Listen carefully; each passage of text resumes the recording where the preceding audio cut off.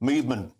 Brexit was always about Britain being quick, being nimble, about being able to negotiate deals on a piecemeal basis, free from the chains of Brussels, free from the chains of the 27 member states. That day has arrived. How did we get to this point? Was that superb idea of a letter from the king in the inside pocket of Sir Keir Starmer a masterful way to fluff up the feathers, pamper the ego of a billionaire who doesn't need any money, but what can't he buy? A royal state visit. Here we are, about to find out our fate. Sir Keir Starmer himself, apparently, was wrong-footed by today's announcement. Classic insight into the mind of Donald Trump, the art of the deal. Everybody banging to his drum. What is about to come? We do not know. We're going to carry this live. Anticipated there could be concessions on food standards. A lot of farmers waiting to talk to us on the show. We're getting in touch with politicians. We'll have economists from both sides of the pond to try and find out what this means. I'm joined in the studio now by Tim Hames. He's the author of Trump 2. Tim, you're a man with insight into the mind of Donald Trump. What is it about Britain, do you think, that finds us at the front of the queue? Is it that letter from the King? Is it the special relationship? Is it Donald Trump's fondness for the United Kingdom? Why do you think we are at the front of the queue? And what do you think we can expect today from Donald Trump? Well, Donald Trump doesn't do very small and boring. So very big and exciting is his natural currency. I think it's a variety of factors that have led to this. There's definitely a personal and emotional contact with the UK. His father is actually of German stock, the Trump side. His mother, who lived into her early 90s, actually died during his first term as president, to whom he was exceptionally close, was of Scottish stock. And I think Scotland in particular has, over the years, had an appeal to Donald Trump, not merely to build golf courses there. So there's an emotional connection. I think to a degree the UK deserves credit about having sort of been quite nimble in putting itself in a position where it was available to be first. It helps, as been noted previously on the show, that the UK and the US are roughly trade equally in terms of goods. In terms of that number, so there are £57.9 billion worth of imports from America at present, crude oil being the top, cars, mechanical power generators, and we export £60.4 billion, mainly medicines, cars, mechanical power, cigarettes, booze and chemicals. So you were round about trade neutral, £2.1 billion actually in credit, as it were. Yeah, and the purpose of the trade deal in this instance is to move both of those sets of numbers up. It's not to play beggar my neighbour at all. Whereas many of the other trade deals that Donald Trump is seeking to do involve countries that run vast trade surpluses with the United States. And that means they're at the mercy of tariffs because they depend so much more on America than the UK. That gives us a good piece of wiggle room. Yes. And furthermore, I mean, if you take the whole of what we do in terms of exporting to the United States, includes services, which are just nowhere near as politically sensitive or toxic. The UK is actually a net winner on balance. We are the second largest exporter of services in the world. And the United States is our largest market for services by some margin, just as in goods, the US is clearly our biggest customer as a single nation. Now, Tim, in your book, Trump 2, Why He Won, What It Means for the World, you spent a great deal of time getting inside the mind of somebody who truly fascinates the world, love him or hate him. Inside that mindset is a winner. It's all about winning. Everything is about winning. We can talk about the special relationship all we like. We can talk about his fondness for golf courses. We can talk about family ties, but he is a winner. In that respect, do you think we might be fluffing up the chances of us getting a special deal? Actually, he just wants a deal that's best for Trump, a deal that's best for America. Well, for fortuities in this case, there really is a win-win here. He wins because he's put a deal on the table. He's shown that all of the stuff that's been going on from the White House the past 4 to 5 weeks about there are all these countries queuing up to talk to us. Well, here's the tangible proof. It starts the ball rolling. It provides a template.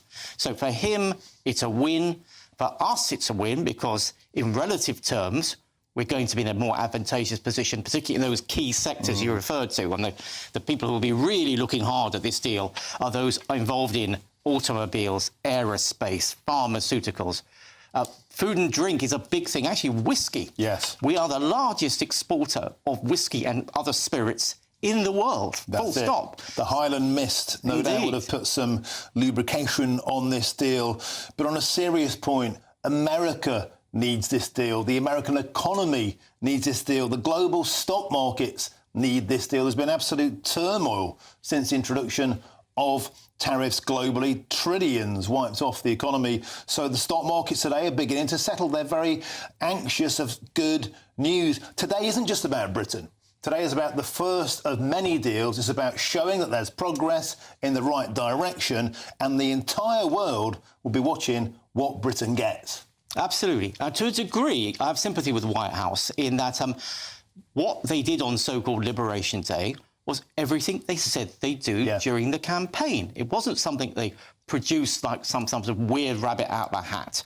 But the markets had chosen either not to believe it or to assume it was merely a negotiating ploy and not a serious shift in intellectual thinking in the United States and the Republican Party on these matters, which it was. Now, ironically, because the pushback from the markets has been so strong, it's probably turned out to be a negotiating ploy, in that the emphasis now is how to produce an outcome that is clearly advantageous to the United States, but one that does not leave the bond markets, the stock markets, the exchange rate markets unduly nervous. OK, Tim, thank you. And just a reminder to those tuning in, we are waiting imminently for Donald Trump to speak to the world from Washington, D.C. on this hugely anticipated deal between the United Kingdom and the United States, the first of many tariff deals that's about to happen. The current state of tariffs, just to remind you, the state of play, presently 25% tariffs on British steel and aluminium going to America, 25% on cars,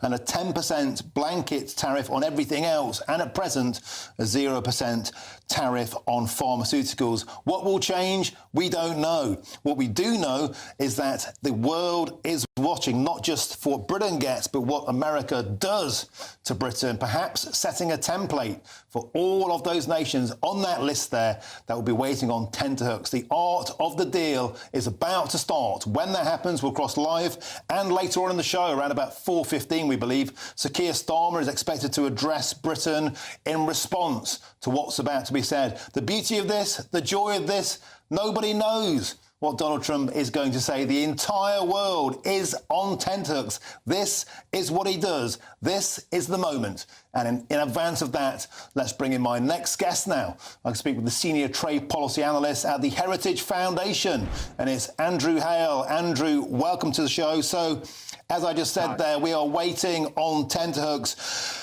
as well as what Britain gets. This is about showing the world the art of the deal. It's about showing the world that Trump is in control. Do you think the special relationship will count for anything today, or is this all about America first? Well, President Trump has announced this agreement, and it will be a relief. It involves the removal of tariffs and the threat of future tariffs as the result of the Liberation Day tariffs. And the markets will react well to that. Having said that, I would caution not to get too excited, because whatever's announced today will not be, in my opinion, a comprehensive free trade agreement like the one the UK just agreed with India. Those actually take a long time, and a great deal longer than the 90-day window we have right now. Also, President Trump doesn't actually have the authority to negotiate a comprehensive free trade agreement at the moment, because he's actually not requested trade promotion authority from Congress as he did in his first term.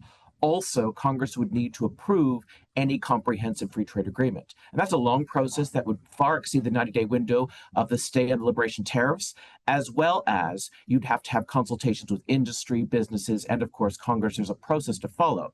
Now, perhaps I think what you're more likely to see today, and there are senior U.S. officials on the ground in Washington this week, and they say they're targeting tariff relief on a narrow range of sectors in order to get a deal agreed before they begin formal negotiations with the EU over a separate European agreement next month.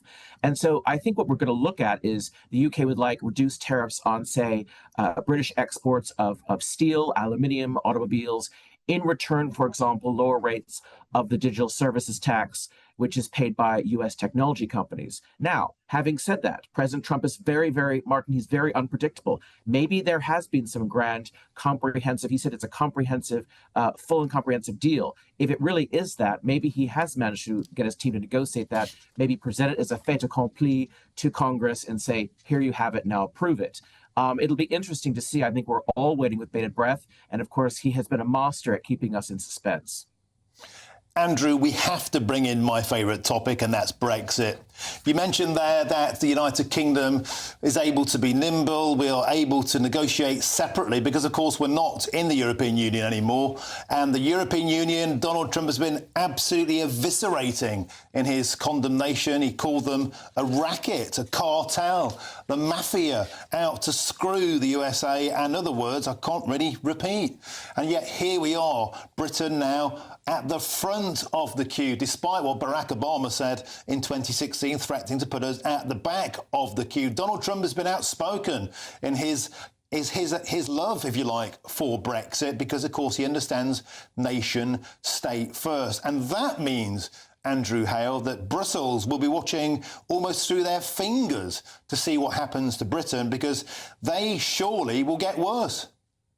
Yes, he's really got the EU in his sights as a target. He's sees as a bureaucratic monolith, an overprotected market, and he even as a businessman, he found it exasperating working through the bureaucracy of the European Union just to get a business done in Europe. He's actually provided a lot of anecdotal evidence personally of working in his hotels and golf courses, what have you, and trying to establish them in Europe, and the problems he'd have to do that, for example, in Ireland, what have you.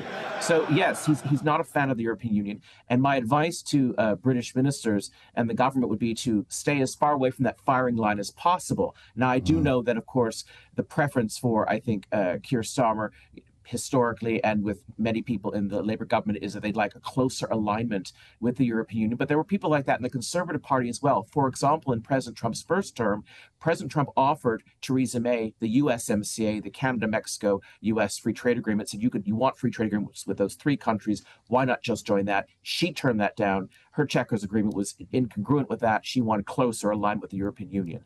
So I think that's a divide that's been within the United Kingdom for a long time, of whether or not you want to take advantage of the opportunities of Brexit or not and pursue a more closer alignment with the European Union, which is a shrinking market and a decaying alliance.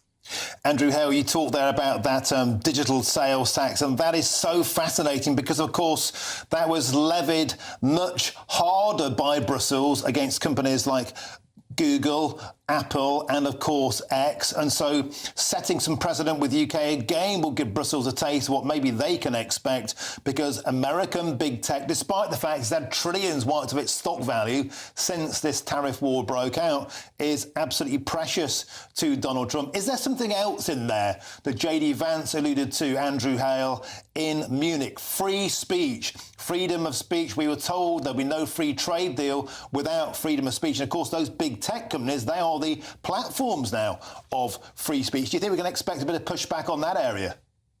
Well, I know there's been a lot of concern about the UK's online safety bill, which, of course, if a tech company like X is in violation of that, they could have 10% of their global revenue fined. I mean, that's just absurd. So obviously, Elon Musk, who's very close to the president, and other tech giants who have accessed the president, have been really lobbying hard and raising a lot of awareness about the threat of that. And also, as JD Vance, as well as Marco Rubio at the U.S. State Department, they're very concerned about what they see as a lack of free speech in the UK, a woman praying her head near an abortion clinic being arrested, or an old age pensioner being arrested for a social media post. Those things went viral when you had the Metropolitan Police Commissioner threaten to arrest U.S. citizens and extradite them over social media posts last summer. That went viral here. So I think there's a lot of concern in the administration about the UK becoming a dystopian censorship state, and that's being watched closely by the Trump administration. It's absolutely fascinating stuff. I really, really can't wait for this speech.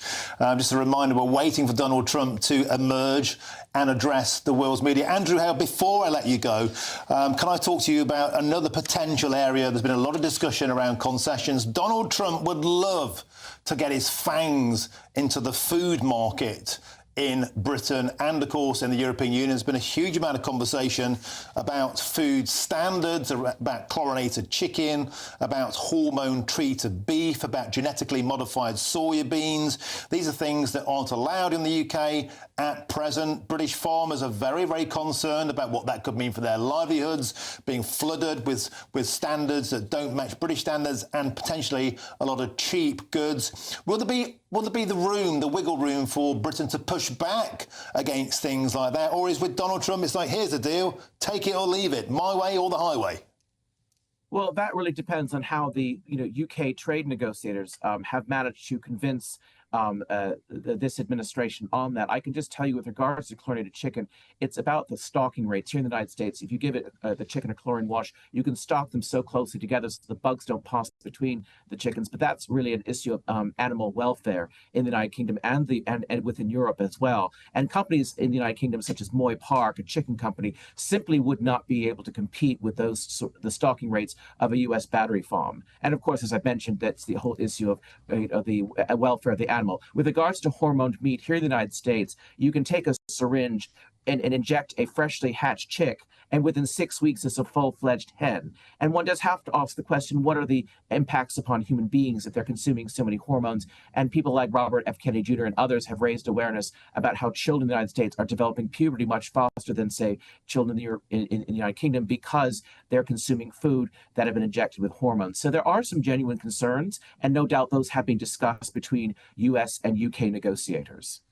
You're exactly right. I'll be joined later in the show by Clive Bailey, a British farmer who I spoke to earlier on, who certainly has concerns about what it might mean for the already beleaguered British farming industry because of that inheritance tax hike by the Labour government. Fascinating stuff. That was the senior trade policy analyst at the Heritage Foundation, Andrew Hale. Andrew, please stick with us because I'll come back to you shortly. We're still waiting for Donald Trump to emerge. Hey, it's his party and he'll be late if he wants to. This, I think, is part of it. This is part now of what Donald Trump does. Every time he throws a press conference, the world's media, if they love him or if they hate him, they're on tenterhooks waiting for this moment. It's the anticipation.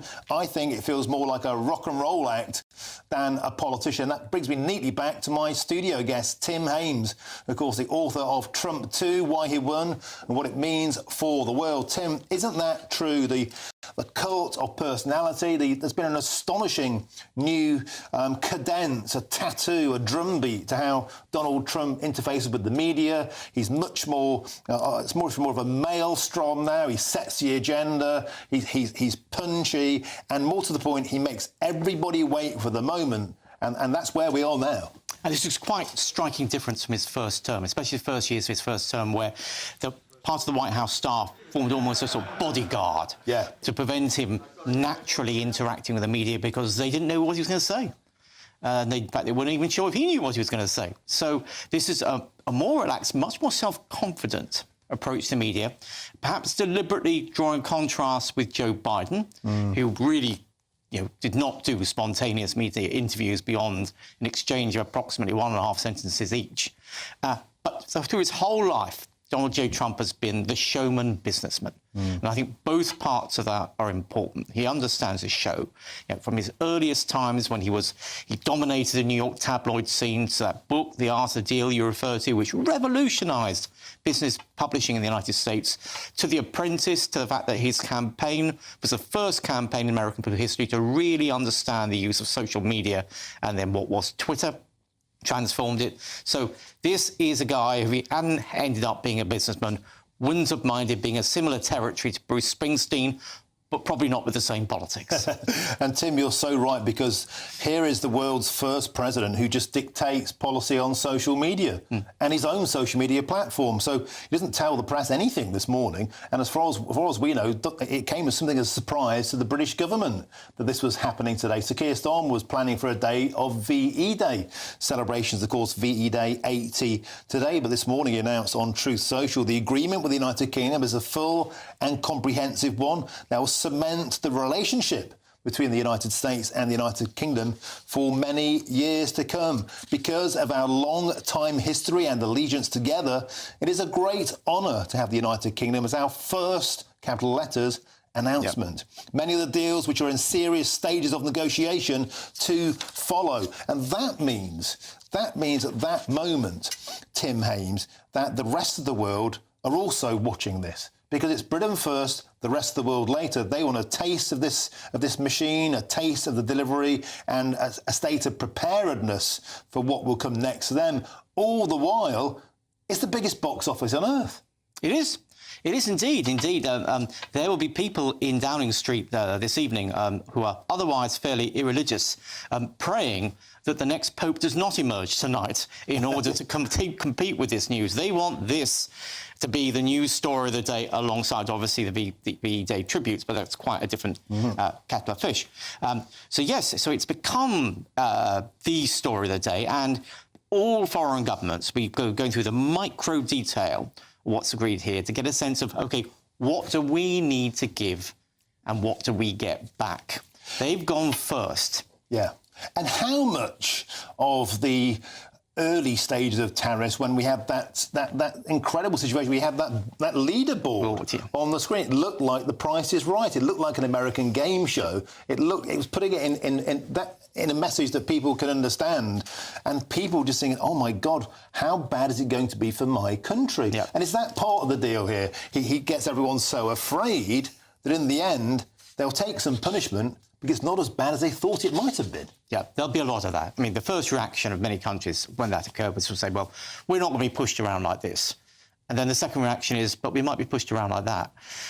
What is it that constitutes our comparative advantage? What are the things that we fundamentally require for our own economy's sake to continue to have an intimate trading relationship with the United States? There'll be an awful lot of cost-benefit analysis going on here, even with the government of China, whose initial position was they wouldn't talk about talks, and who now appear to be at least talking about talks, because although China is not as dependent on American exports as it was 10 years ago, you really wouldn't want them to disappear.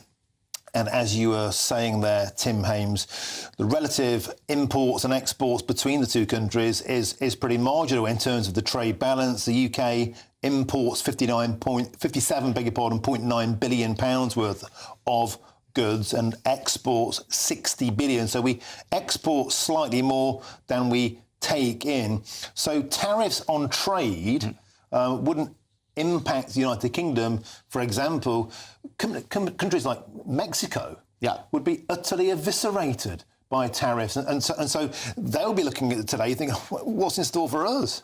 Indeed. And that is crucial to why it's been possible, I think, to reach the outlines of an understanding here in a far faster and probably far more collegial spirit than will be the case for other deals going to come.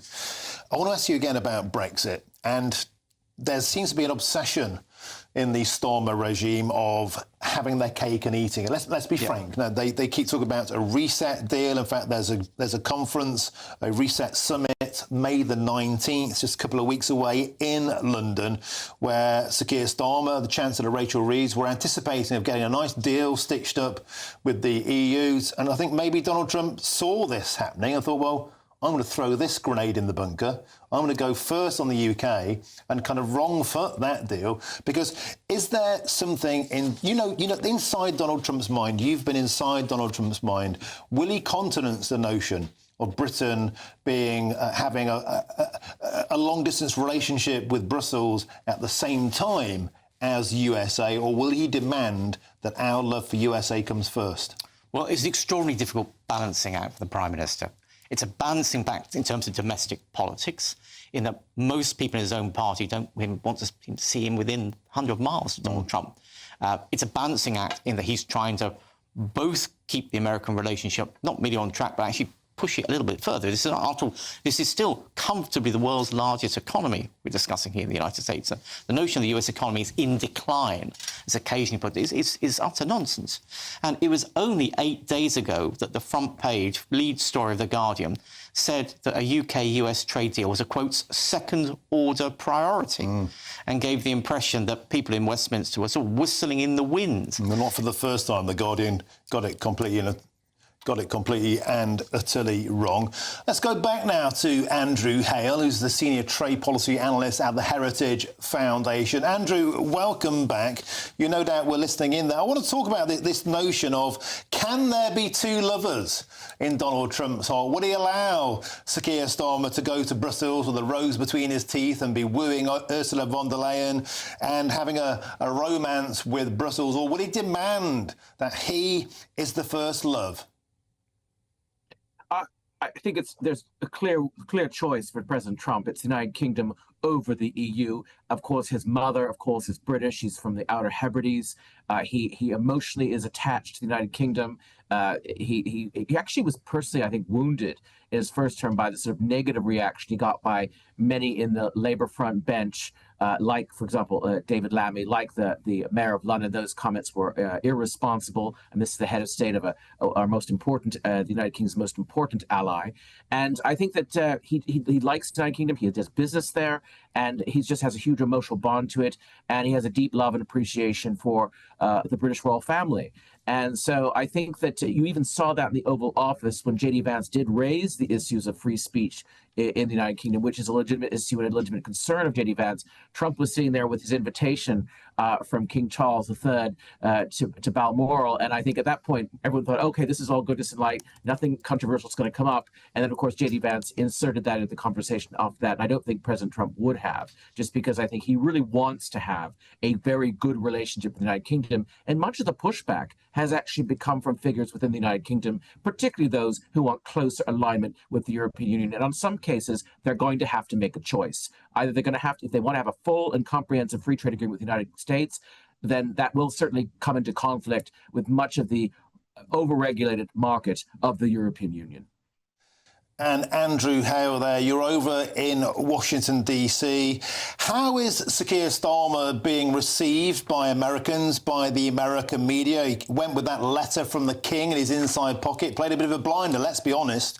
And his regime, prior to power, of course, were very, very critical, calling Donald Trump a fascist, a misogynist, a racist, a KKK sympathiser. And this is Sir Keir Starmer's cabinet was saying this prior to Sir Keir Starmer getting into power. Does any of that resonate, or do they see him as an affable British leader?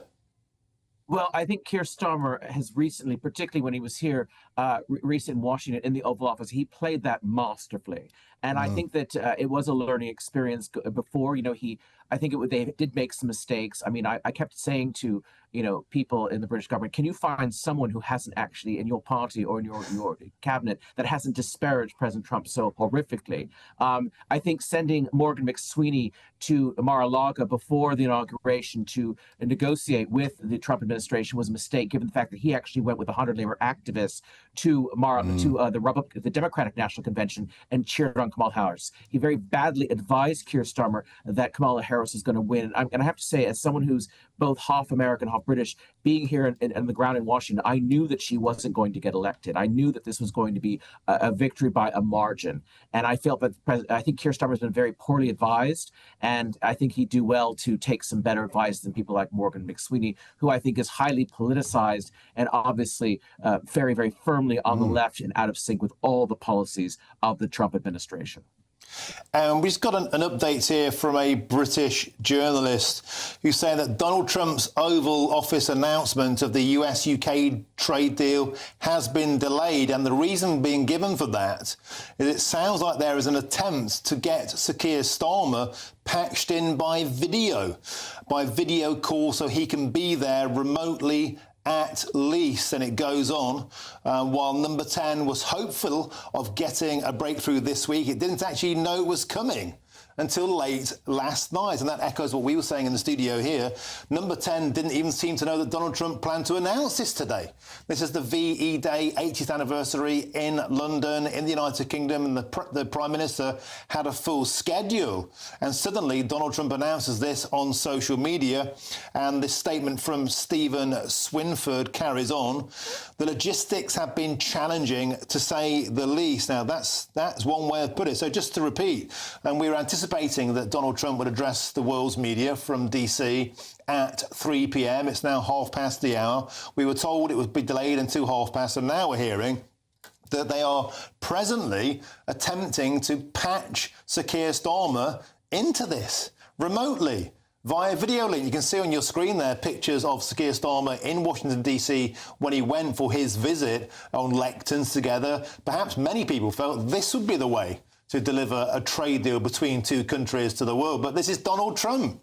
Donald Trump wants to do it his way, on his own. Quite clearly, Number 10 have got a hold of this, and perhaps they've had their noses put out of joint. They're saying, hang on a minute, how about if our Prime Minister can be piped in remote? It's an astonishing situation. It seems to be happening on the hoof, in real time, somewhat calamitous. That is the nature, I guess, of the presidency. And the point of the matter is here, the British government clearly saying, well, we'd like to be involved in this, which maybe is a fair point. But this is the first of many trade deals to follow around the world. And we are in literally virginal territory. We are in fresh space here. Number 10, Downing Street, have obviously said to the White House, well, can we have a go? Can we be a part of this? Can we be patched in by a video? Once again, totally setting the tempo of the fact there's one man in control here, and it's that man on our screens, Donald Trump, who, as we can see there, renamed the Gulf of Mexico, the Gulf of America, sheerly for the hell of it. It's astonishing. Can I bring you back in on that point there? Bring you in, Andrew Hale. It's incredible, is it not, that Number 10 are asking to be piped in via video link? It is truly historic, and it's quite dramatic, actually. But of course, Donald Trump is the master of suspense. And remember, most Americans got to know Donald Trump through his book, The Art of the Deal, as being a media personality, has his own Emmy-nominated television program. And so, unlike other sort of career politicians, which President Trump is not, he basically had a huge career himself, as not just in business, but also as a media personality, as someone who was, effectively running a very, very popular television program. And so he knows how to basically work the media. I mean, you compare that to former President Biden, who was obviously not mentally present all the time, clearly in a great deal of decline in his health and his mental state. They very much managed his media appearances very carefully and gave him, very, very tight talking points. That's certainly, we're having a marked contrast now with President Trump, who's a master at dealing with the press, and he's very not easily bamboozled by journalists or caught out, because he's just so sharp and has so much of a history doing it. I mean, after the end of the day, he was nominated for an Emmy, which is the first president to, of course, been nominated for such a media award, an industry award. So he, like I said, I can't say I'm surprised by this, but it certainly is dramatic, and certainly it is in it's obviously very Trump in the way he's doing this, and of course he's certainly grabbing our attention. I'll finish with this. Before President Trump was president, the Americans usually generally focused on the United States just in the few weeks before a general election, and basically this was sort of Hollywood for geeks. That was what Washington was called, or it was where plain people went to get dates. But he basically brought the whole America's attention onto this this town of Washington, and they're now focusing on public policy on a regular basis and focusing on issues where, quite frankly, they were more. The average American was more up to sort of, turn their television, watch their sports or their situation comedies, etc. But now people are following public policy because he's really brought a huge media attention and presence to the space of the White House. Andrew Hale, you're exactly right. I was in, I guess, what you would call a redneck bar in Texas last week. My sister got married, and the locals, they weren't watching baseball, they weren't watching basketball, they were watching Donald Trump. They were watching Donald Trump on the big screens in a sports bar, knocking back beers in their baseball caps. And I've got to say, say what you like about Donald Trump, in MAGA country in Texas, they were watching him on tenterhooks. Stick with us, Andrew Hale. I'm going to bring in my next guest now. And let's speak with the political commentator, Roger Gewald. Roger, welcome to the show. I don't know if you heard that comment there, Roger. Just to bring you up to speed, Stephen Swinford, he's the political editor of The Times, has just announced Donald Trump's Oval Office announcement of the US-UK trade deal has been delayed. Just to help anyone tuning in, GBNews viewers, are why Donald Trump hasn't spoken yet. He was due to speak at 3 o'clock. And the reason is this. it sounds like there was an attempt to get Starmer patched in by video call so he can be there remotely at least, while Number 10 was hopeful of getting a breakthrough this week. It didn't actually know it was coming until last night. The logistics have been challenging, to say the least. Roger, it's an astonishing situation where the first tariff trade deal of any of them in the entire world is being announced by Donald Trump without the recipient, the partner being involved, and now they're hastily trying to get Sir Keir Starmer patched in by video link. Yes, good afternoon. Well, I'm not sure that your last guess from the Heritage Foundation is right. I'm not sure that it's Number 10 that's pushing for this. This could be typical Donald Trump showmanship. He likes to keep people slightly off balance, and this might have been planned. And it may very well be they who's talking about bringing Starmer into the discussions. But it's all showmanship, and I think it'll be a very interesting ride. Yeah, I mean, the last time we had a video link between America and UK of this nature was Live Aid. It's just astonishing that we're seeing this patch-up of a deal. But back to the deal, Roger. Is the special relationship worth a row of beans when you're dealing with somebody like Donald Trump, who so far has been resolutely clear his entire modus operandi is America first? Yes, absolutely. In fact, it's probably worth more in Trump's hands than with anyone else. Trump is a consummate businessman rather than a politician. What you see is what you get, and he delivers what he says he will, and you can count on him to bring forth what he says he's going to bring forth. So that makes a trade deal, something that you can rely on a great deal more than in other situations. And as with the tariffs, where he's just a businessman putting things right, where America has been taken advantage of for decades and decades, and previous administrations, one after the other, haven't been able to do anything about it.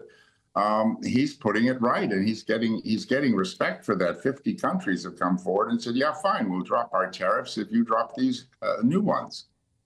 And so, Roger, with all of that in mind, why do you think Donald Trump has decided to put the United Kingdom at the front of the queue? Because don't forget, it was Barack Obama back in 2016 came to the UK. Many people felt he was interfering with our electoral process, where he said if British voters vote for Brexit, the UK will be at the back of the queue for any potential trade deal. Joe Biden was hardly complimentary towards the United Kingdom. You could say Boris Johnson missed an opportunity to do a deal with Donald Trump version 1. Nevertheless, here we are now. Is there something in this of putting Britain first to show the European Union that they're behind Britain? Yep. Why is Britain first?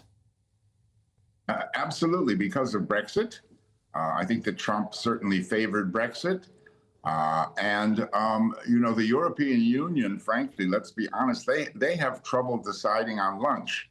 So at least with one country, he can get something done. And there is that close relationship. The man has sizable property and resort interests here. His mother, as Andrew from Heritage said, was Scottish from the Hebrides. And he loves this country. He's very invested in Britain. And of course, it should come first because, otherwise, if he were to deal with the EU, he'd be sitting there listening to what, all kinds of countries he doesn't know well at all would have to say. It's very hard, from a couple of dozen countries to get a consensus on anything. This is much easier to make a deal with one's closest ally. And Roger, do you think there's a certain irony in the fact that being at the back of the queue because of Brexit, now being at the front of the queue because of Brexit, has precipitated itself on the watch of Sir Keir Starmer, who in opposition spent 3 years trying to stop Brexit? He was open in his condemnation of Brexit, and now here we are. Sir Keir Starmer seems to be inheriting the world's biggest Brexit bonus. And one questions whether he isn't trying to drag us back towards being in the EU again. So, yeah, it's very antithetical and discordant. But you referred to Obama's comments, which at the time it happened. I mean, the reason that Joe Biden was, in my personal opinion, the worst president we've ever had, except for Barack Obama, when he came over here and made those comments, I just thought that was the most cringeworthy thing I had seen in a long time. It was totally out of order in OTT. I hope not too many Brits listened to it. And, you know, Trump is just completely the opposite. And I think Starmer, it's not hard to tell. I'm not teaching anybody anything they don't know. He goes which way the wind is blowing. And I've predicted now for the last few months, everything that Labor is doing is, I mean, anyone who doesn't know this needs to read Politics for Dummies, but everything Labor is doing is American political and economic philosophy. Trump can't possibly think that Starmer and Reeves and Sadiq Khan and the rest of them are taking us in the right direction. And I think his style is such, and this has been my prediction, he's going to befriend Starmer because Starmer needs him or he's not going to be around all that long. And I think he's going to be able, with his charm, to move them in a slightly better direction. So I think you'll see a close relationship develop there. I may be wrong, but that's my prediction rather than some outright fighting between them. I think he'll help Starmer and help Britain because he loves this place.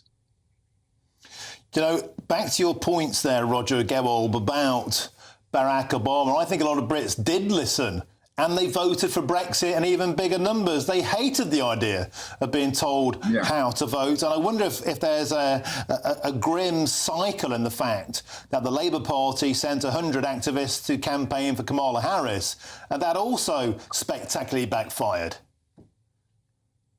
I think it demonstrates, I mean, I know Trump, and I mean, he's utterly charming and incredibly strategic and intelligent. And I can't imagine, you know, how he can put up with so much, you know what, that's been thrown at him, including what you just referred to. But he's going to do it with aplomb. He's going to do it with grace and dignity, and maintain the relationship and butter up all the people he needs to butter up so that you know, they aren't combative. But yeah, I mean, the Labor Party, what Obama said was horrible, but, you know, you just made me think, sending those people over there to help his political opponent, I mean, you know, what more could you have done than slap him in the face with a dead mackerel or something? It just, it's uncanny, but he will get our two countries over that. He will, I mean, if you were speaking to him, you personally, and you asked him about this, he'd probably say something to you like, well, look, there's really no alternative. We got to work with the guy, at least for now. And so, you know, I have to kind of find a path to let the lion retreat from the jungle clearing with honor rather than embarrass him. Roger, while I've got you, can I just ask you a bit further on that point? Because Donald Trump obviously has kind of brushed it to one side. I mean, the guy must have a hide like a rhino. And I don't mean a Republican in name only. I mean an actual rhino, you know, to swat away the endless snipes and criticism. But one of the enduring sights for me was watching how tightly David Lammy must have had his buttocks clenched in the White House. David Lammy, the British Foreign Secretary, sat alongside Sir Keir Starmer in that meeting when Sir Keir Starmer got the letter out from the King, the same David Lammy that had called Donald Trump a fascist, a racist, a misogynist. And yet Donald Trump has brushed that to one side because he sees the bigger picture. I mean, I don't know how many television and radio stations I've been asked that question on around the world in the last month or two. I mean, you couldn't be more embarrassing and infamous than the way David Lammy has behaved. It's unbelievable. It's unbelievable he's still in post. And I don't know why. But again, you know, Trump and the American government, his new administration, they're just going to take that in stride because what Trump has more than anybody is resilience. He's got the most incredible resilience and focus on getting the job done, and all the rest of it is detail. Okay, Roger, okay, well, fascinating stuff. Thank you very, very much for joining us. Hope to get you back later in the show. Just to let GBNews viewers tuning in to explain about the slight delay. We were expecting Donald Trump to address the world's media at 3 p.m.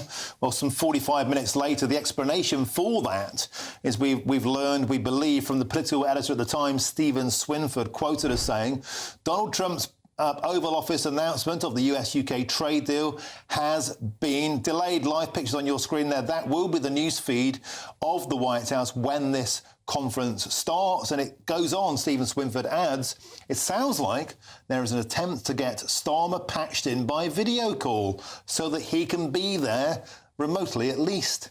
While Number 10 was hopeful of getting a breakthrough this week, it didn't actually know it was coming until late last night.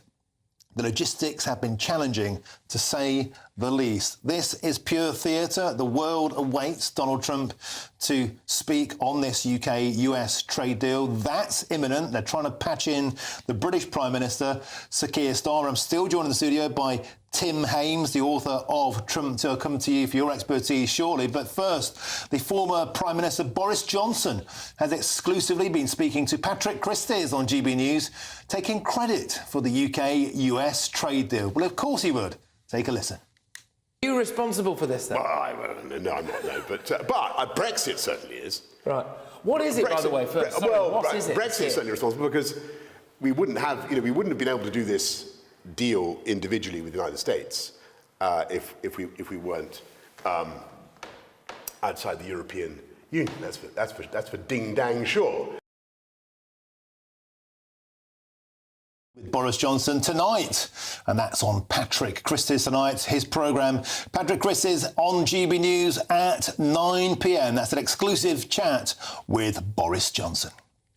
Well, ahead of this, I'm joined back in the studio by the author of Trump 2, Why He Won, and what it means for the world. Tim Hames has been waiting very patiently, as indeed we all have, waiting for Donald Trump to address the world. Tim Hames, let's get back. I haven't had a chance to speak to you for your reflections on the fact, this astonishing statement that we're learning here that Sir Keir Starmer is trying to be patched in by video link, and they weren't even aware of this breakthrough. They didn't know that this was coming until last night. Donald Trump decided to do this off the cuff, didn't even tell Sir Keir Starmer. Well, it's not atypical, let's face it. Donald Trump likes to do these things his own way. What's slightly disturbing is that all the sophistication you would have thought they had at the Oval Office in Downing Street, that they can't organise a video link patch-in in getting on for nearly an hour now, given that GB News has to do it sort of several times an hour, every hour of the working week. Well, they've had 4 guests in the time that they can't get anything. It would be that hard to stick him up on a screen whilst the president's sitting there in the Oval Office. But anyway, let's put that to one side. They will think it's worth it, as long as the delay doesn't become sort of embarrassingly elongated, and it doesn't actually reflect any kind of last-minute questions of substance, which I doubt. But nonetheless, this is a big moment for Keir Starmer. He's had to duck and weave. He's sort of got there. He's had to sort of, as you say, kind of put behind him language. Not only he himself was slightly more circumspect than some of his colleagues, and indeed, as you point out, the Barack Obama legacy. Although, in fairness to Mr. Obama, I think all the evidence is that David Cameron brought him along to state exactly those lines, because he thought it would be helpful to the Remain campaign. In fact, it was just about the worst thing you could possibly do. It just said, well, this is our decision, thank you very much. We won't be told what we can and can't think. So anyway, I think it just heightens the speculation of what it is that the president's going to say when he says it, and precisely how well briefed Keir is on how to respond to it. But Tim Hames, inside the mindset, this is your expertise, getting inside the mind of Donald Trump. Is this something he just decides to do off the hoof, or is this meticulously planned? Because we've seen a succession of world leaders go into the White House, some of them just hoping they escape alive, politically, frankly. Yes. I mean, Zelensky, it was the most absolute car crash probably in political history, at least one that we've seen televised. We saw Mark Carney a couple of days. He wanted to be anywhere else on Earth apart from sat in the Oval Office. He'd have happily, I think, been on one of Elon Musk's rockets to Mars. We've seen people debased. We've seen them belittled. We're seeing them sidelined. We're seeing them ignored. We're seeing them momentarily even referred to. It just becomes the Donald Trump show with a world leader sat next to them. Is this what we're seeing now? A part of that. Donald Trump just lives, if you like, in the moment, and he doesn't really care if the world leaders are there. On paper, you'd think, Tim Hames, a normal leader would have Donald Trump at a lectern, the world leader at a lectern, together, announcing it officially in a way we're all used to. But this is Donald Trump. He doesn't do things by the book. He certainly doesn't. And what I think is fascinating here is how does the Prime Minister play it? Because you can't rehearse any of this. You can't sort of pre-calculate. It's often said that Donald Trump is extremely unpredictable. Well, I think it's only partially true. It's true on tactics. He's very unpredictable. What he might say, do, or post at any given moment in time. In terms of strategy, what it is that he wants, what his notion of the United States role is in the world, what he thinks its good looks like from an American point of view, he's actually pretty consistent. I mean, arguably more consistent and sort of intellectually coherent than some of his seemingly more articulate or seemingly more conventional predecessors. OK, we have Sir Keir Starmer there. Sir Keir Starmer is in the West Midlands. Let's listen in. But it's really, in particular, the agreement with one of our closest and most cherished allies. And we're so happy that that's the way it worked out. I want to thank Prime Minister Starmer and his very talented team for their outstanding work and partnership. Today's agreement with the UK is the first in a series of agreements on trade that my administration has been negotiating over the past 4 weeks. With this deal, the UK joins the United States in affirming that reciprocity and fairness is an essential and vital principle of international trade. The deal includes billions of dollars of increased market access for American exports, especially in agriculture, dramatically increasing access for American beef, ethanol, and virtually all of the products produced by our great farmers. And our Secretary, as you know, of Agriculture is here. Brooke, thank you very much for being here. You'll let the farmers know. Dramatically increasing access for American beef, ethanol, and virtually all of the products produced by our great farmers. And our Secretary, as you know, of Agriculture is here. Brooke, thank you very much for being here. It's a good day. Thank you, sir. You'll let the farmers know. In addition, the UK will reduce or eliminate numerous non-tariff barriers that unfairly discriminated against American products. But this is now turning out, I think, really to be a great deal for both countries, because it'll be really great for the UK also. So they're opening up the country. Their country is a little closed, and we appreciate that. They'll also be fast-tracking American goods through their customs process, so our exports go to a very, very quick form of approval, and there won't be any red tape. Things are going to move very quickly both ways. The final details are being written up in the coming weeks. We'll have it all very conclusive, but the actual deal is a very conclusive one. We think just about everything's been approved. So good for both countries, and we'll also receive new market access for American chemicals, machinery, and many other industrial products that weren't allowed, and they'll end up getting products that they'll be able to price, and if they like them better and we make great products, they'll be buying those products, but they were not available in the UK. Furthermore, in a historic step, the deal includes plans that will bring the United Kingdom into the economic security alignment with the United States. That's the first of its kind. So we have a big economic security blanket, and that's very important. And we feel very, very comfortable with that because it's been a great ally, truly one of our great allies. I mean, a lot of people say our greatest ally. I don't want to insult people by saying that, but I can say it's certainly one of our greatest, and right at the top. And they're the first one we're talking about. And by the way, we have many meetings planned today and tomorrow, and every country wants to be making deals. And we have a meeting, as you know, Scott will be going over to Switzerland on Saturday, and that'll be very, very interesting. We'll find out, but I think they want to make a deal very badly, too. Both countries have agreed that the economic security is national security and will be working together as allies to ensure that we have a strong industrial base, appropriate export controls, and protections for key technologies and industries like steel. Steel is a big factor. Both countries will become stronger with steel and things necessary for military. You know, we used to build ships and other things literally at a level that nobody's ever seen, and we haven't. We've eased up, and I would say that the UK certainly eased up, but now we're going to be uneasing both, and we work together. Once again, I want to thank Prime Minister Starmer. He's been terrific for his partnership in this matter. The special relationship and external bond, it's really an external and an internal bond between our two countries will soon be stronger than ever before. And we really do. We have a great relationship. I want to just say that the representatives of UK have been so professional.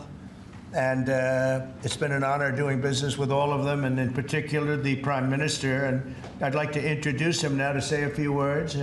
Mr. Prime Minister, please take it away.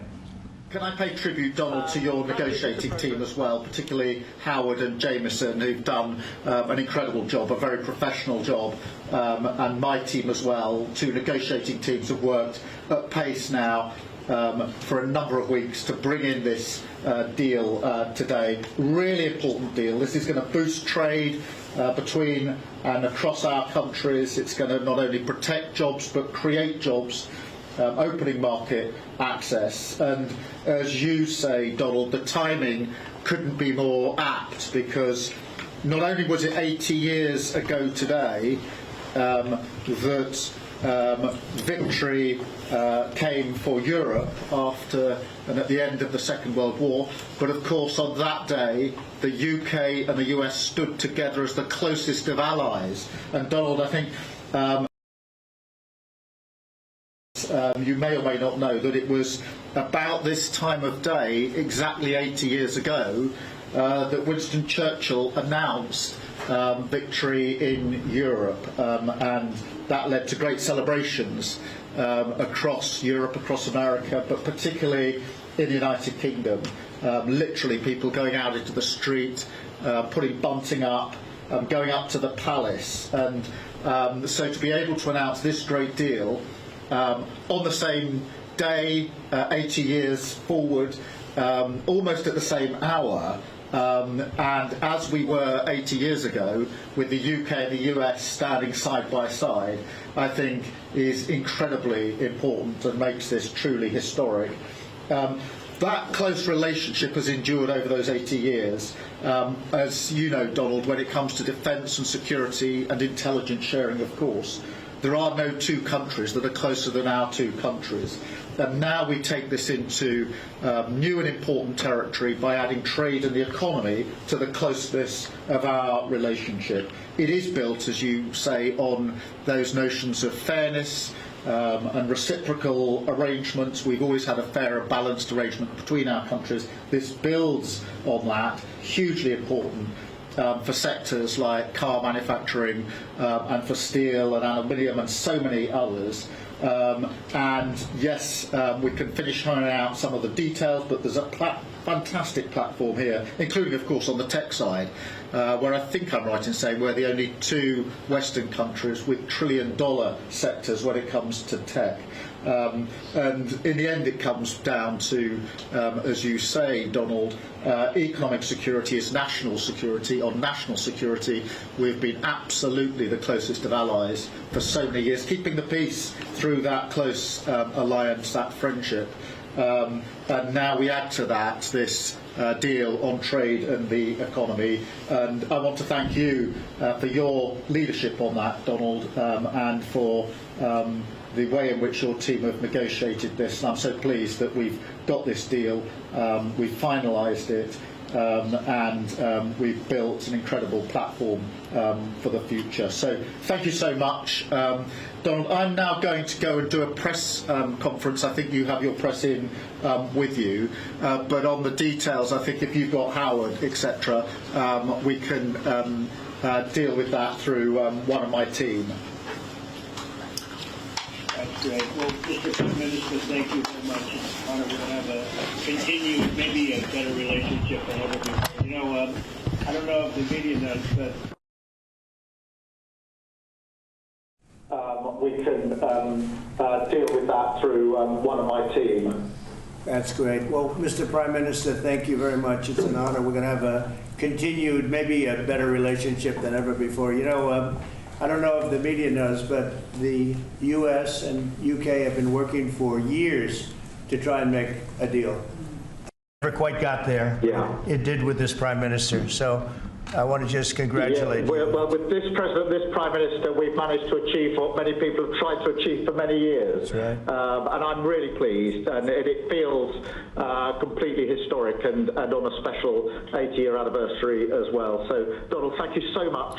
It's really good to have got this deal over the line. Tribute to both teams, tribute to our countries, and tribute to your leadership. Thank you. Well, it really is a great thing. And you go do your press conference, and I'll see you soon. Maybe speak to you later. But thank you very much. And an incredible thing. I can't tell you that for so many years, even as I sat, everybody talked and talked and talked about a deal with, it just seemed like a natural deal, but it was not done, but now it was done with us. So I feel very proud to have been a part of it. Keir, thank you very much. Thanks, Donald, and we'll speak again soon. Very good. So long. Bye.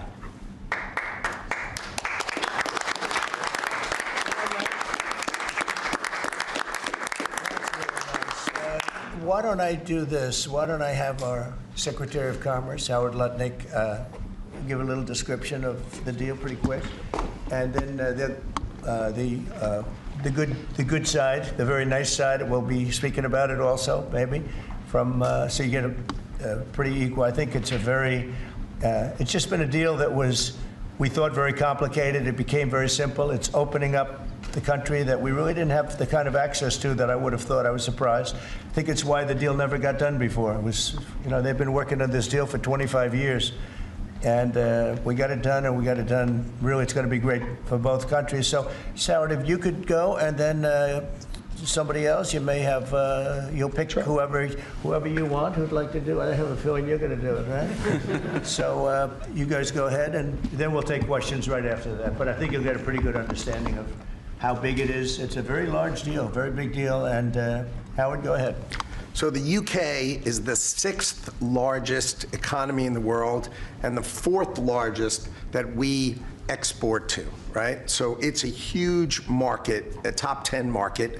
If you remember Liberation Day, they were at 10% because we have balanced trade with the UK, right? They say they have a surplus, but of course that counts gold bullion, which is, so let's just call it balanced trade.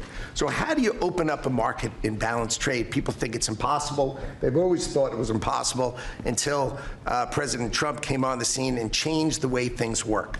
So here's what we've got. We've opened up new market access.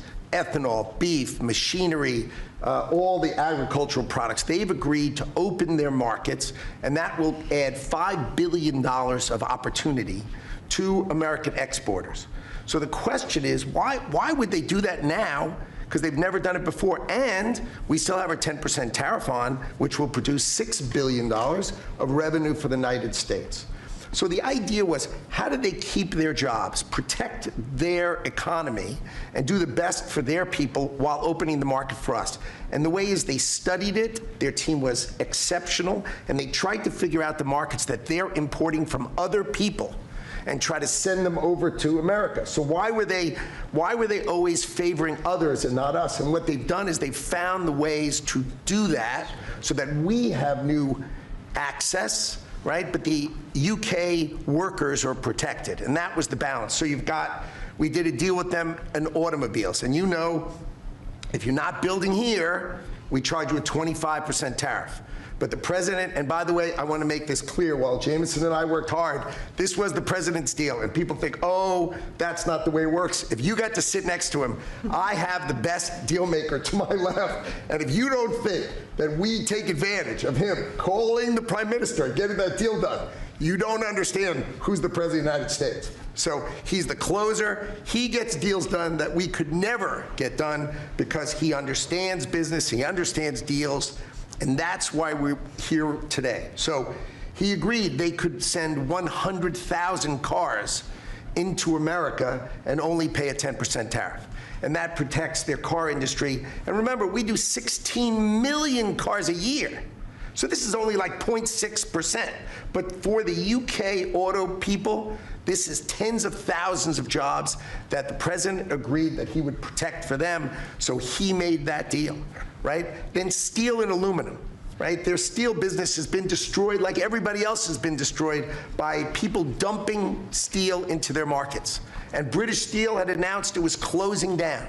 So the British government, as part of this deal, nationalized British Steel, and they're going to match the kinds of models we do. They'll put tariffs on, they'll put quotas on. They want to do it with America so they can be part of the resurgence of steel and aluminum in America, and that saves them, again, thousands and thousands of jobs. So if you go step by step, aero and commercial planes, they sell Rolls-Royce engines to Boeing. We've agreed to let Rolls-Royce engines and those kind of plane parts to come over tariff-free. And what you're going to hear today is there's going to be an announcement at the UK that they are buying $10 billion worth of Boeing planes later today, but I'm going to let the name of the airline announce it because that's theirs to do it. Part of this deal was always to do it together and to do it strong, and you can see the numbers on this board. Everything about this board works exceptionally well for the United States of America. It lays out the plan that you can work with us in autos, you can work with us with aero and commercial, you can work with us in pharmaceuticals if you have a supply chain that is secure and protected in national security. So we feel really good about the deal. You've heard the Prime Minister, he feels really good about the deal, right? And we started at 10% and we ended at 10%. And the market for America is better, and this is a perfect example of why Donald Trump produced Liberation Day. People don't understand he gets things done in a matter of time. This would have taken Jameson and I 3 years, maybe. And instead, we got it done in 45 days, certainly, because we work for Donald Trump. So, Jameson, my partner in all this, maybe Jameson, you'd like to talk a little, and then we'll turn it over to the UK. Sure, happy to do that. Everyone has great remarks. I just have to echo the President and the Prime Minister when we talk about VE Day. This is something we've been waiting for decades, and there's no more appropriate day to do this. And when we step back and we look back a few weeks from now or months from now or years from now, we're going to look back at this day and better appreciate the significance, I think. And I'll just say as well, in terms of negotiating, I mean, the UK negotiators, you know, we've got one right here, did an incredible job, right? This is why you win wars, right? When you act like this. And the ambassador, he knows more about trade than a lot of us here, based on his background. And I would say on this deal, Mr. President, what we've shown is that it is time to change the way we do trade. People said we couldn't do a global tariff. We did a global tariff. They said no one would want to deal with us. People want a deal. They said no one give offers. You saw that stack of offers I showed you yesterday of all those countries. Said we wouldn't get deals, and here we are with a deal with the 6th largest economy. We've agreed to have fair and reciprocal trade, and we've done it in record time. Thank you very much, sir. Great job. Thank you, sir. Mr. Ambassador, please. Well, Mr. President, thank you very much indeed in hosting us this morning. And thank you very much indeed also for that very typical 11th hour intervention by you with your phone call to the President, demanding even more out of this deal than any of us expected. So thank you for that. The Prime Minister was delighted, obviously, to take that call late at night. But you took it to another level, and I think the point I would make is twofold. One is that if we're going to rebalance and rebuild international trade in a way that serves all our interests, then we're better doing that together than separately and apart, and that's what we're on a mission to do. But secondly, you've done what you said you would do. You said to the Prime Minister when he came and we visited in the Oval, that you would do a good trade deal with the United Kingdom, that you would do it at pace, and that we would be first. And you have delivered that. You know, you've been true to your word. So thank you very much indeed for that. For us, it's not the end. It's the sort of it's the end just of the beginning. I mean, there is yet more we can do in reducing tariffs and trade barriers so as to open up our markets to each other even more than we're agreeing to do today. But it also provides us with the platform, the springboard, to do what I think will be even more valuable for both our countries in the future, and that's creating a technology partnership between the United States and the United Kingdom so that we can harness science and technology in order to create future industries and future jobs, and to do that together in the way we work so closely already in the national security and defense area. We can just take that to yet further areas of science, enterprise and endeavor. So we're looking forward to doing that in the coming months. You've launched us extremely well today.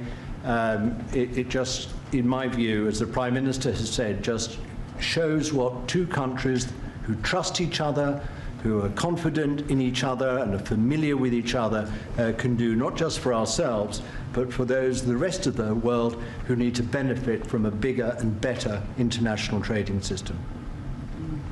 Thank you very much. It was beautifully stated. What a beautiful accent, too. I'd like to have that accent. Thank you. My mother would be proud. Thank you very much. Any questions? James Matthews from GBNews. Yes. Can I ask, why Britain and why now?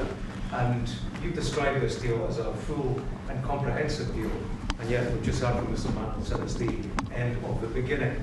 Clearly, there's much more work still to do. Yeah. With respect, are you overstating the reach and significance of this deal because you're a president who needs a result at a difficult time? I think that it's a great deal for both parties. It's for us. We're opened up. I didn't know how closed it was. Quite closed, the market, as you know, the UK, and it opens up a tremendous market for us, and it works out very well, and a lot of assets. You see the chart, and those are tremendous assets. But we've been trying, and when you say why us, meaning your country, we've been trying for years, and they've been trying for years to make a deal, including when I was in the, first term. It would always be people talking, but they weren't getting it done. But for 25 years before that, they were trying always to make a deal, a very significant deal. I actually, until I looked at the numbers, I didn't realize this is a very conclusive deal, but we think we can grow it even from that. But this is a maxed out deal, not like you said it. You said it really incorrectly. This is a maxed out deal that we're going to make bigger, and we make it bigger through growth. But we have tremendous assets involved. I was surprised to see how big your country is in trade, actually. One of the biggest in technology and so many other things. It's agriculture. I really didn't know. It's depending on your definition, it's from 4 to 5 to 6. That's pretty big in the world. So I was very impressed by that. But we're going to take it to new levels. It's a very big deal right now. But I think it is going to grow just of its own volition. It's going to grow, and over time there'll be changes made, there'll be adjustments made because we're flexible. We'll see things that we can do even better. But it's very conclusive, and we think everyone's going to be happy, and the people of your country are going to be very impressed with the result, and they'll be able to buy from more people. They'll be able to price things differently. They'll be able to get some products that aren't available to them now that we make better than anybody in the world. And it's just something that it's a great thing that it came together. It's so nice because we have many countries want to make a deal, and many countries are very unhappy that we happen to choose this one, to be honest with you. But long time, our oldest ally, or just about. I guess a couple of people claim that too, but let's put it right at the top. I think it's going to be something very special for UK and special for the United States. Mr. President.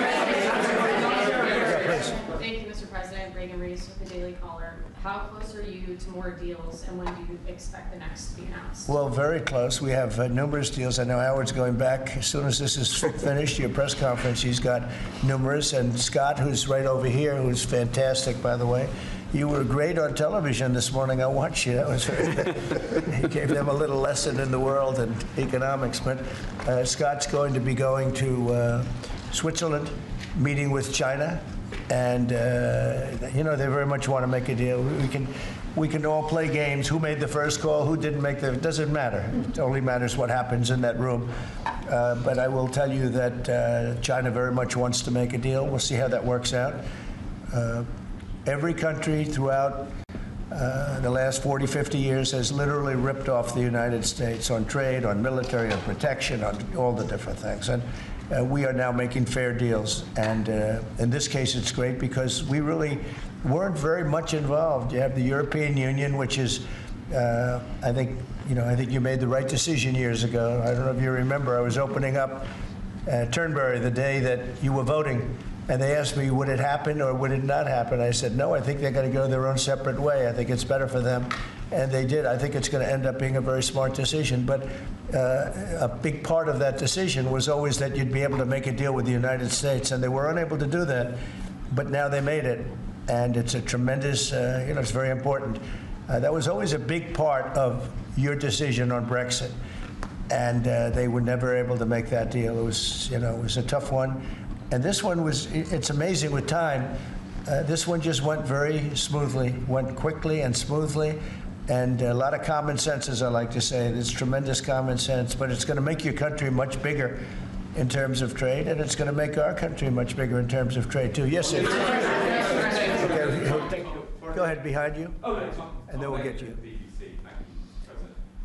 You mentioned You're with who? The BBC. Oh, good. Very nice. They treat me beautifully. You mentioned meat and beef exports. The UK currently doesn't accept American beef because of its own food standards. Are you calling on the UK to accept all American beef and chicken products? Well, I think they'll take what they want. We have plenty of it. We have every type. We have every classification you could have.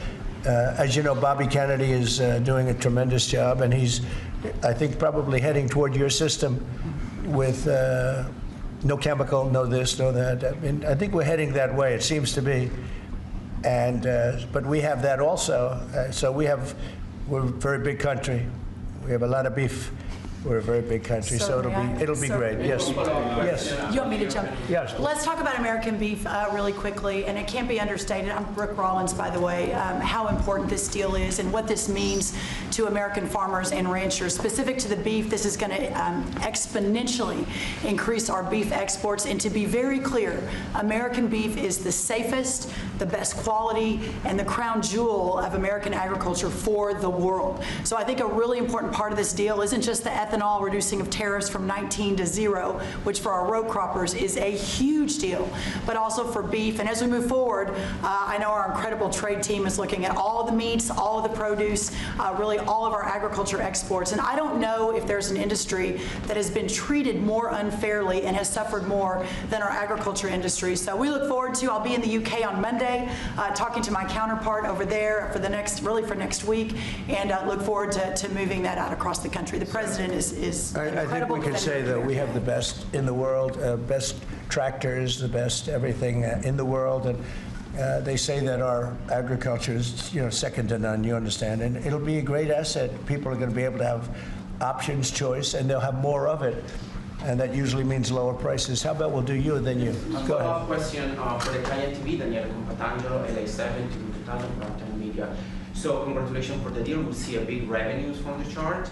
But what's the rest of Europe? It's a victory day, but other European countries, it seems like we intend to make a deal with Europe.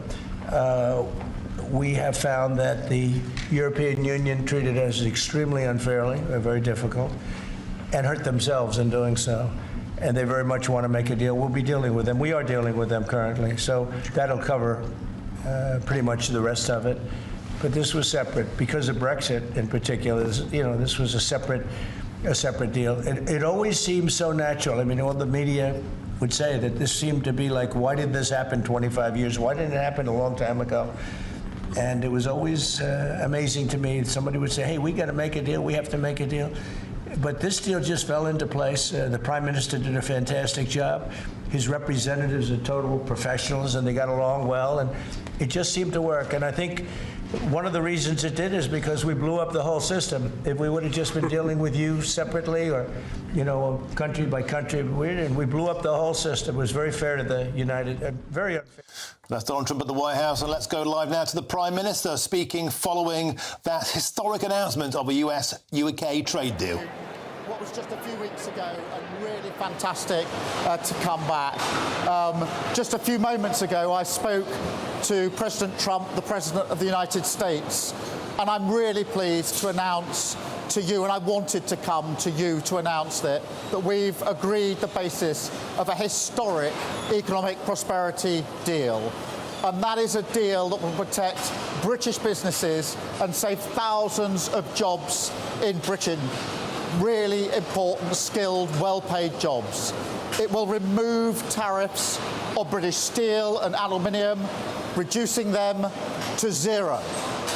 It will provide vital assurances for our life sciences sector, so important to our economy, and grant unprecedented market access for British farmers without compromising our high standards. And for the great British cars that you make here, that we see all around us, this deal means that the US tariffs will now be cut from 27.5% down to 10% for 100,000 vehicles every year. That's a huge and important reduction. And I know from when I was last here how much that will have been weighing on your minds when you knew the size of the tariff that would otherwise be in place. And to get that decrease was hugely important to me. And I can tell you, my teams were working really hard on this deal night and day for weeks. I was working with them. And in politics, what matters sometimes is who you have in your mind's eye when you're making these deals. Who do you have in your mind's eye when you're taking decisions? And what I took away from here last time was you and the brilliant work that you do, and had you in my mind's eye as we did that. And we've got scope now to increase that quota as we go forward. So this is not fixed. This is where we've got to, and all of these tariff cuts will come into place as soon as possible. And that's really important as well in relation to the work that you're doing and the brilliant cars that you make. And as Adrian said, I was here with you just, as I say, a few weeks ago, and I promised you that I would deliver in the national interest. And today I'm really pleased to come back here to be able to look you in the eye and to say I've delivered on the promise I made to you. And that's why as soon as I knew this deal was coming in today, I said I want to come back to JLR to talk to the workforce there for whom this means so much. Now, of course, we are the first country to secure such a deal with the United States. And in an era of global insecurity and instability, that is so important. The great challenge of our age is to secure and to renew Britain. And that is what we're going to do. Acting in the national interest, shaping this new era, not being shaped by it. If it's not good for Britain, we won't do it. If it doesn't mean more money in people's pockets, we won't do it. If it doesn't mean security and renewal in every part of the country, we won't do it. But that doesn't mean we're turning inward.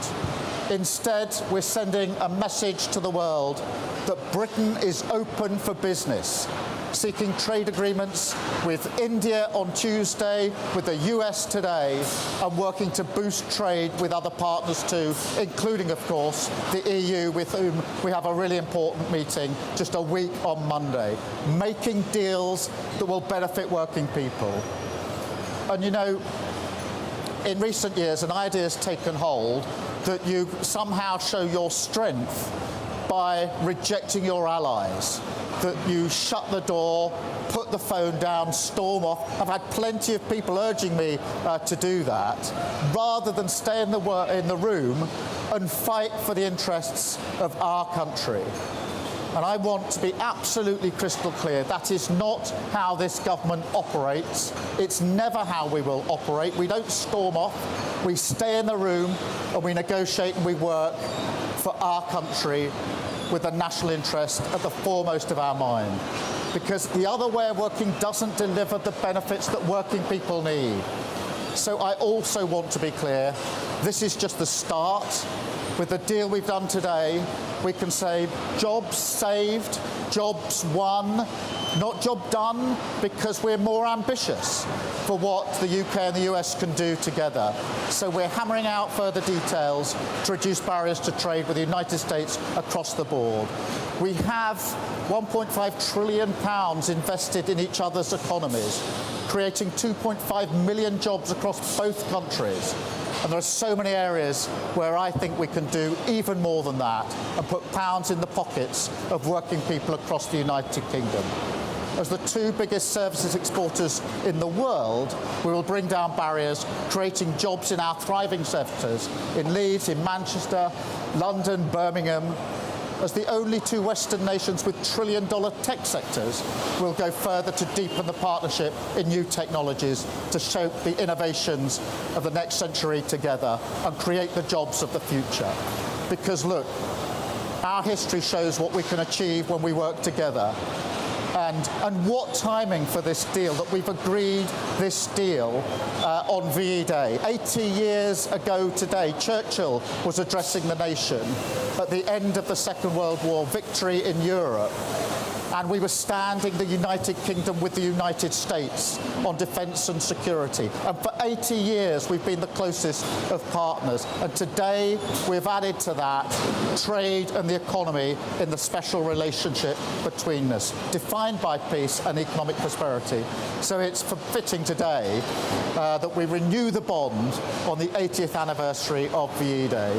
I'm going to take some questions in a minute. Then I do want to spend some time with you because I know how important this is for you, all and all of your work colleagues here, all of your families, who I know will have been worried about what is going to happen.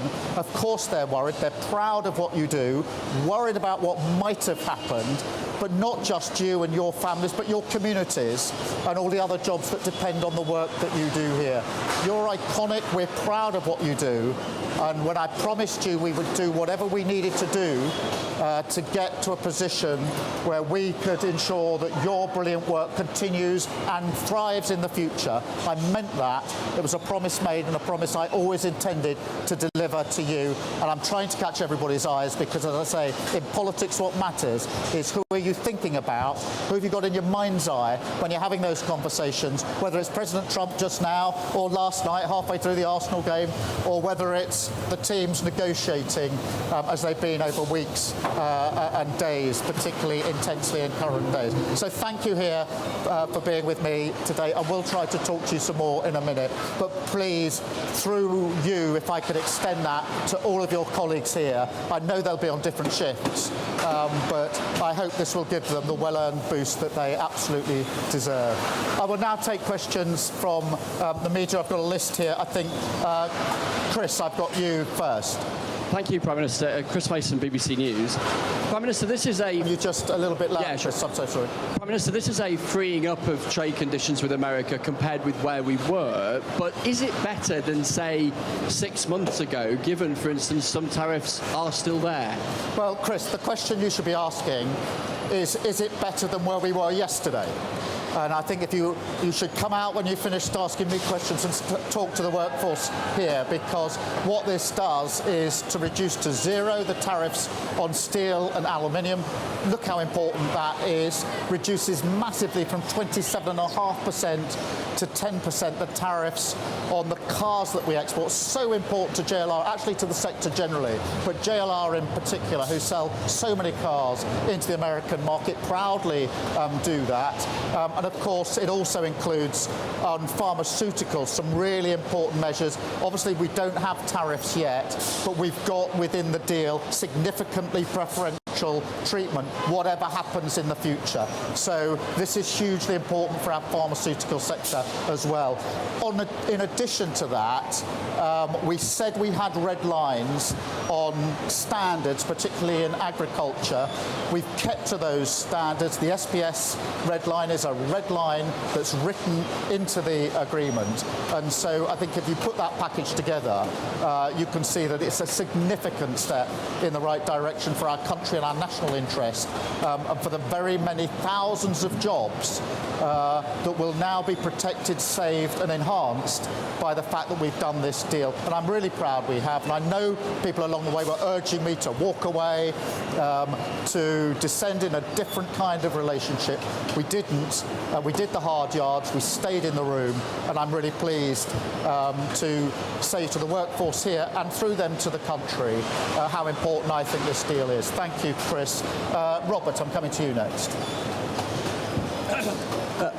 Prime Minister, all the polling shows that the British people think an improved trade deal with the European Union is more important than a US trade deal. The British people are right, aren't they? Well, Robert, you're already minutes after this deal with the US still pushing me back to shouldn't we choose between the US and the EU? No is the answer to that question. I genuinely believe that we can have a good relationship and agreement with the US and a good relationship and a good agreement with the EU.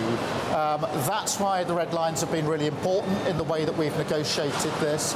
But look what we've shown this week, that through patience, through pragmatism, through not doing politics as performance, but doing politics as the serious art of negotiation. We got a deal 48 hours ago in India, which of course also deals with car manufacturing, by the way, so there's discussion to be had there.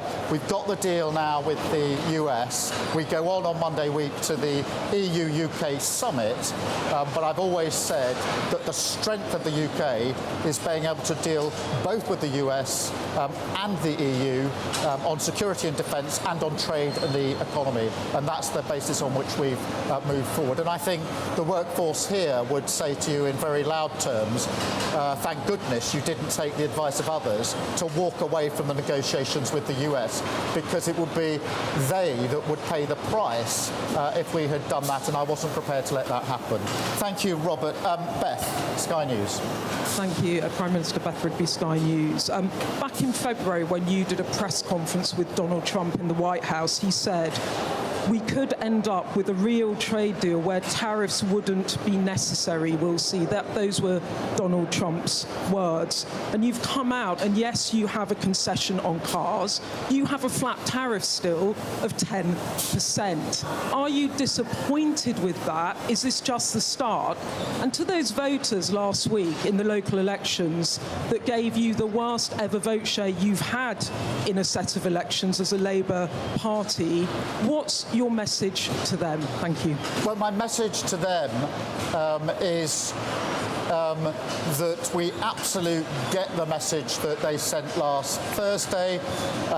We will remain focused as ever on the national interest, and I have them in mind, I have the workforce here in mind when we make the decisions that we make. I don't make them for my sake, I make them on behalf of working people across this country. And in relation to this deal, yes, we would like to go further in relation to tariffs, but I think it's really important that we've been able to get this deal over the line now, because in that way we've been able to protect and save and enhance jobs right here, right now. And that reduction from 27.5% down to 10% makes a huge difference to firms like JLR and the decisions they have to make about the future, decisions that I want them to make about the future. Steel and aluminium obviously been in the news hugely in recent weeks. To get that down to 0% as well is hugely important. Pharmaceuticals is one of the most important sectors in our economy,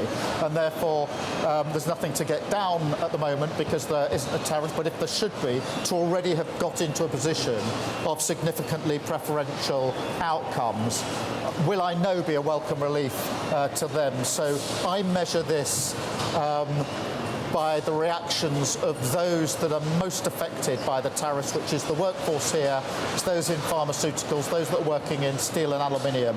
But look, there's a huge ambition here.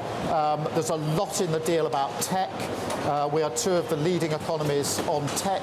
There's a huge amount we can do on tech as well. So we want to go further. We want to go further in those areas and on tariffs, keeping our red lines absolutely in place on SPS and on food standards and agricultural standards, because that matters so much to us here in Britain. Thank you, Beth. Paul. Hi there, Paul McRae, Channel 4 News. Afternoon, Prime Minister. Look, business needs certainty. President Trump is no stranger to changing his mind on a whim. What assurances can you give business, give the workers here, that despite what you've agreed today, we're not all going to wake up to a post tomorrow that effectively rips all that up? Well, we've been negotiating this text for a long time. I had discussions with Donald Trump along the way, including discussions last night. We're clearly in agreement. There is a written text. This is reduced to writing. That text will be available. So this is an agreement that is absolutely clear. We've worked well together. We respect each other, the President and I, and we trust each other and have trusted each other through this process. Each of us mandating our negotiating teams to get the best deal for our respective countries.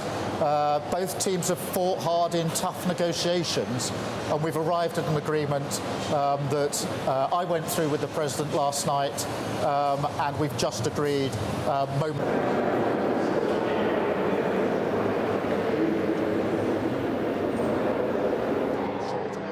make a material difference to the lives of very many people across the country.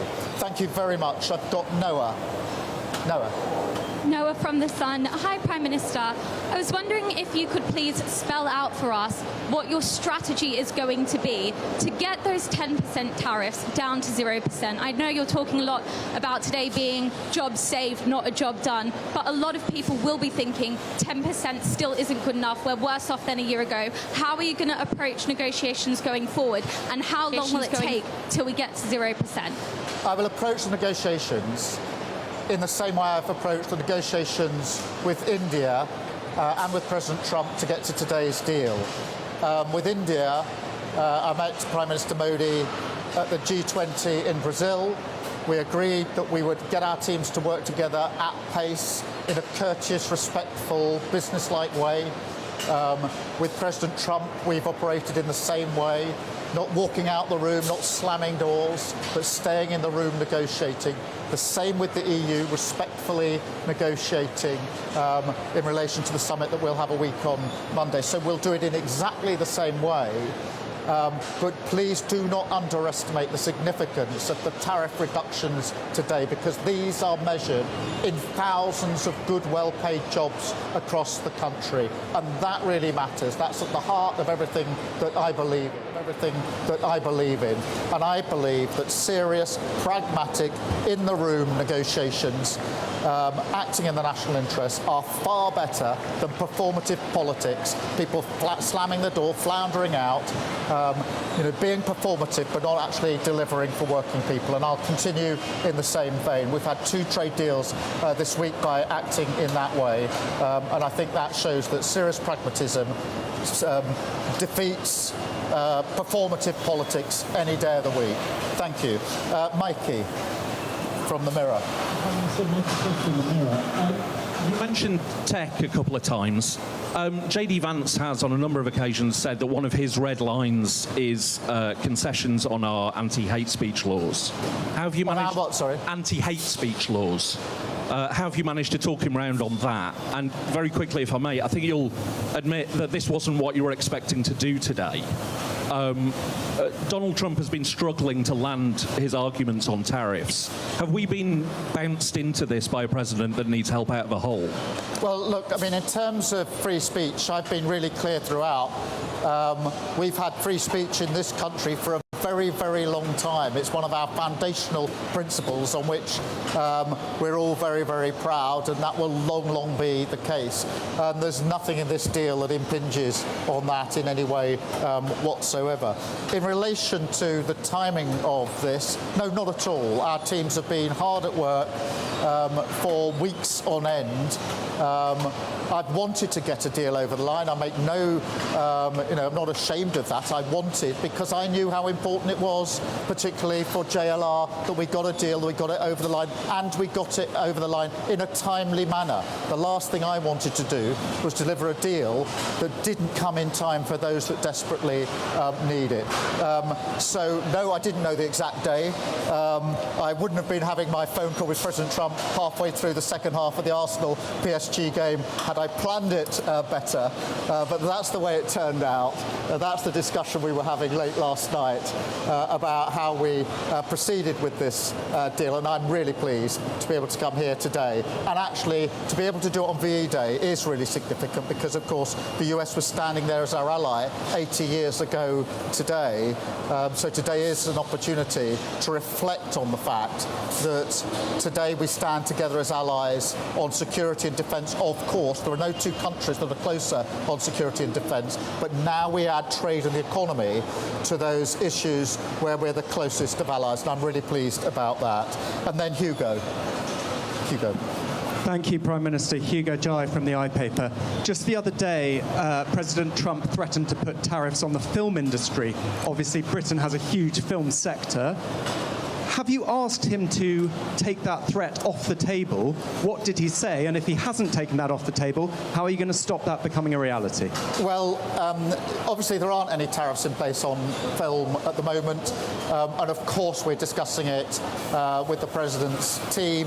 We'll take the same approach as we've taken on other issues, whether it's tariffs imposed, which we've been able to reduce, or potential tariffs in areas like pharmaceuticals or film. We'll take the same approach because for me what matters is acting in the national interest and making sure that everything that we do is good for working people in this country.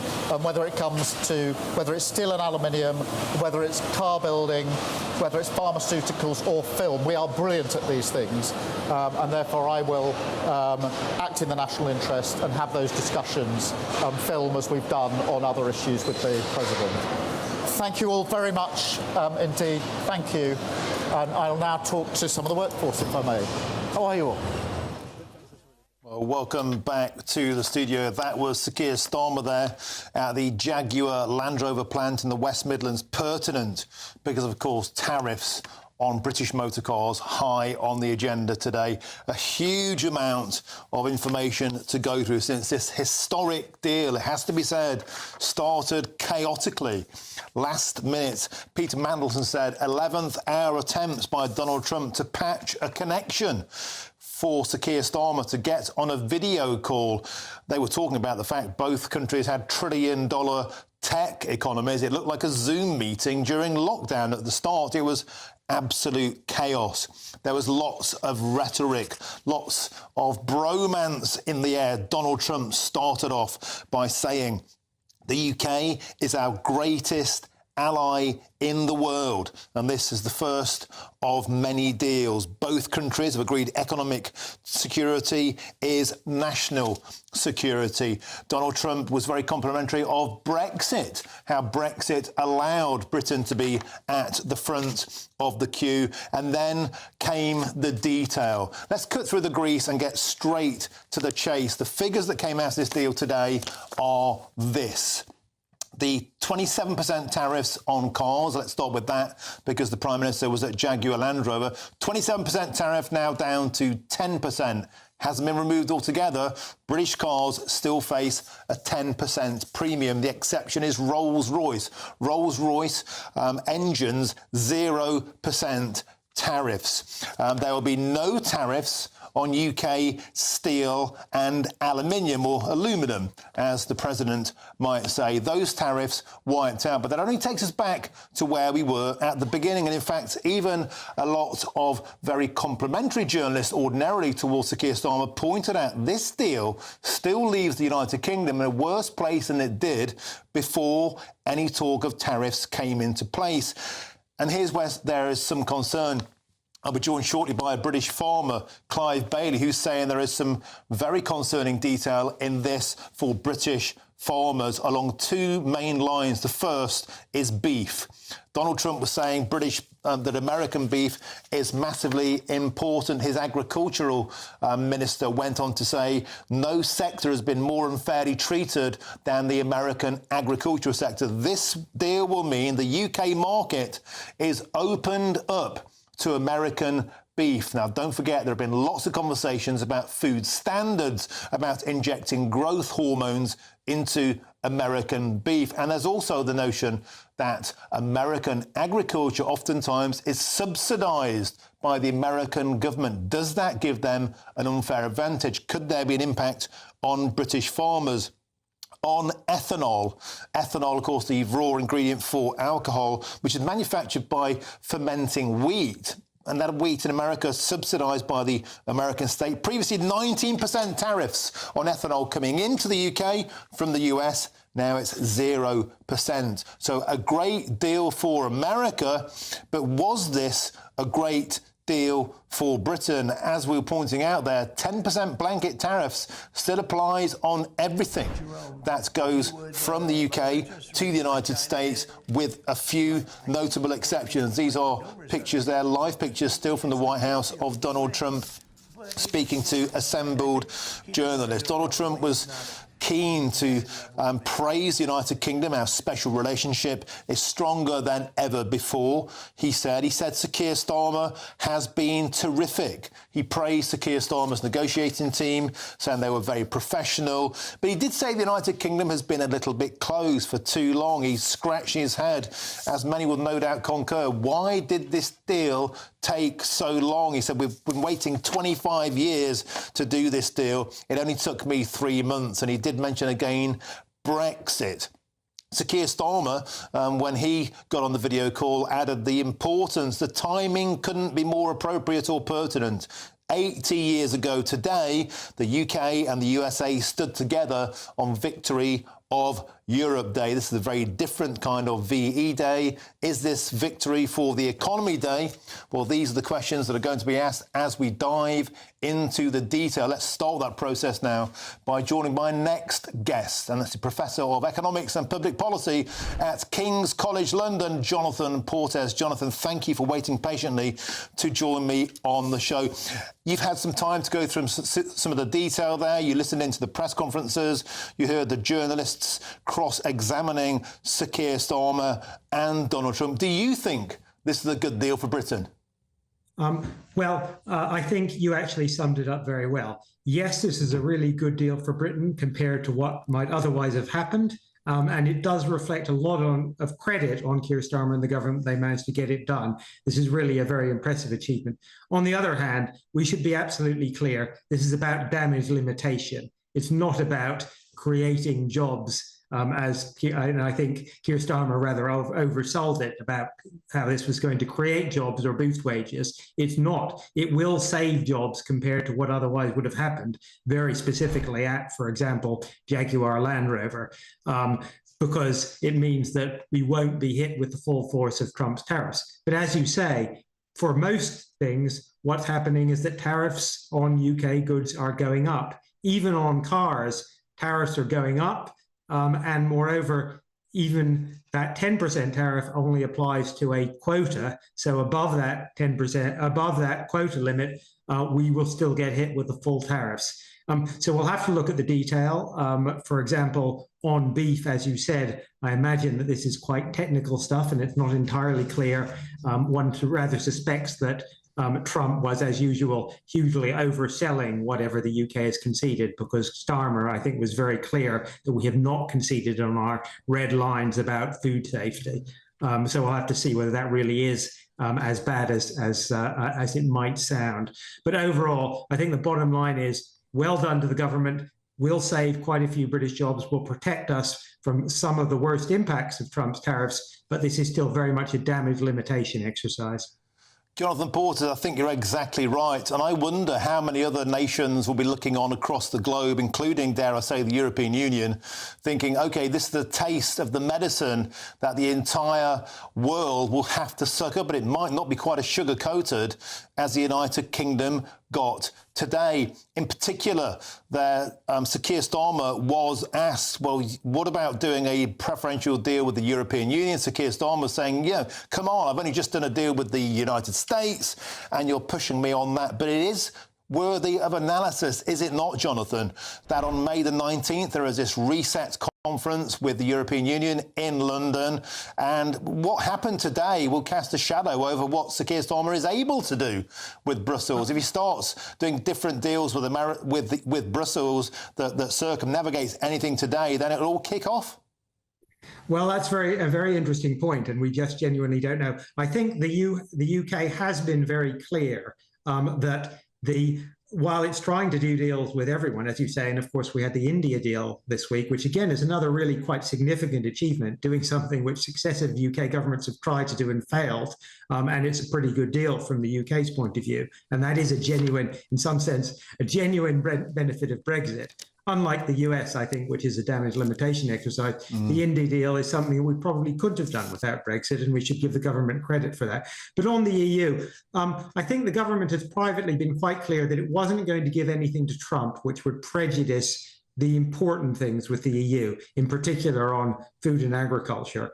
So when Starmer talks about red lines, he's really talking about things which would stop which the EU would look at and say, well, if you're going to let in that stuff from the US, there's no way we can do a deal with you. On that, you have to choose. And on that, I think, as far as we can tell, the government has chosen the EU, not the US. And given the importance of the EU for our farmers and for trade in agriculture, that's probably the right choice.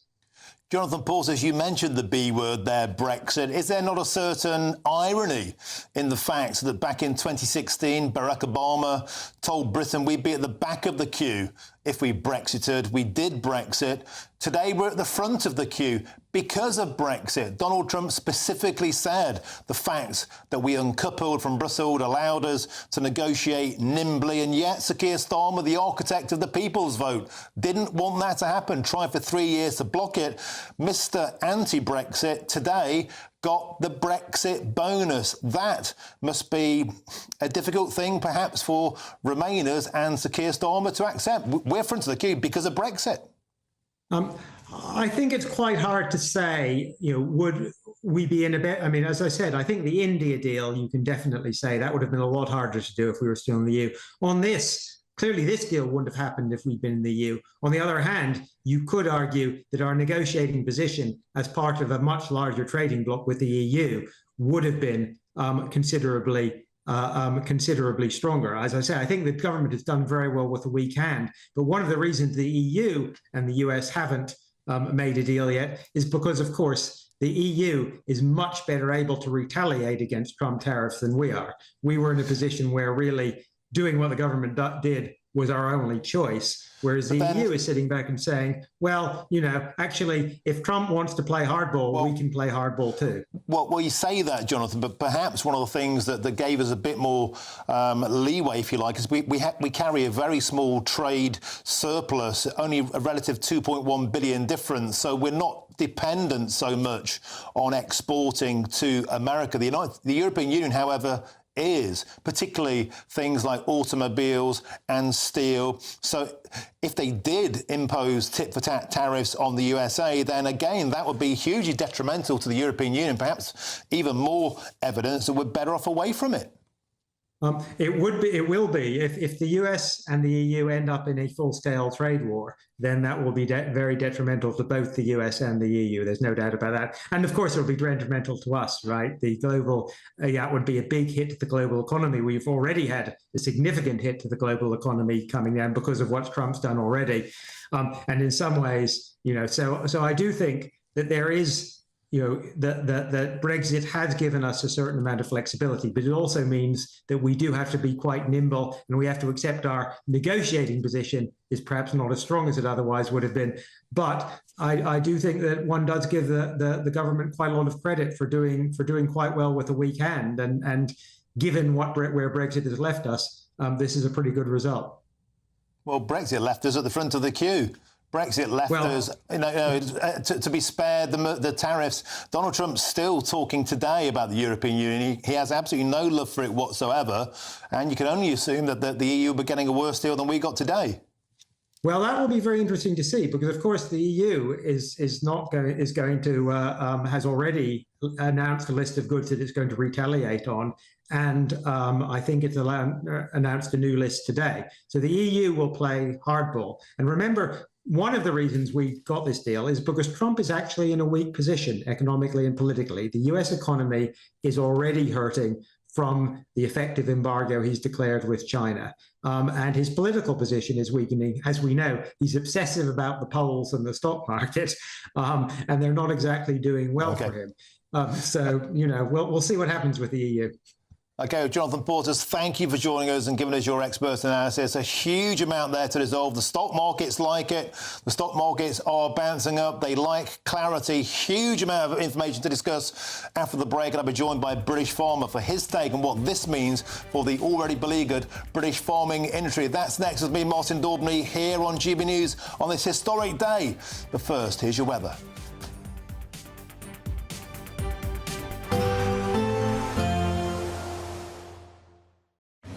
Even though we'll see a cloudy start, it'll be a bright outlook for the rest of the day.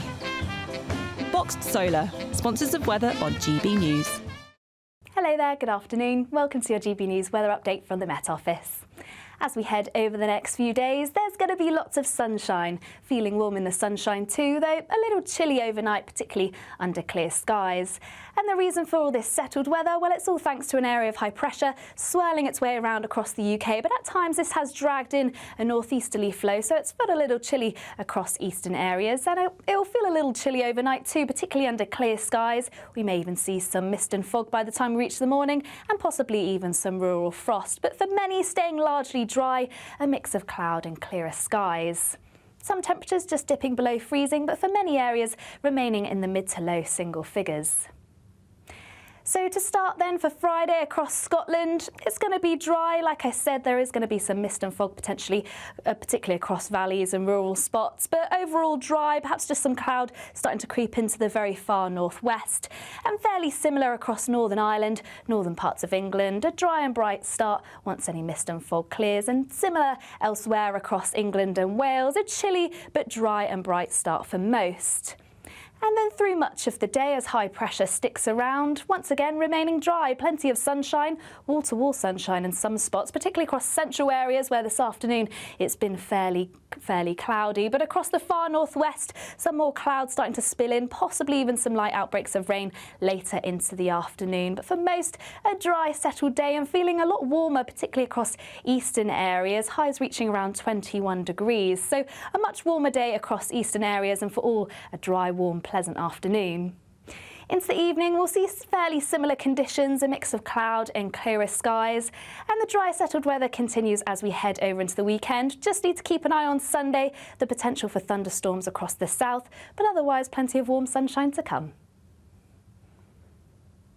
Expect a warm front, moving from the kitchen right through to the rest of the house. Boxed Boilers, sponsors of weather on GB News.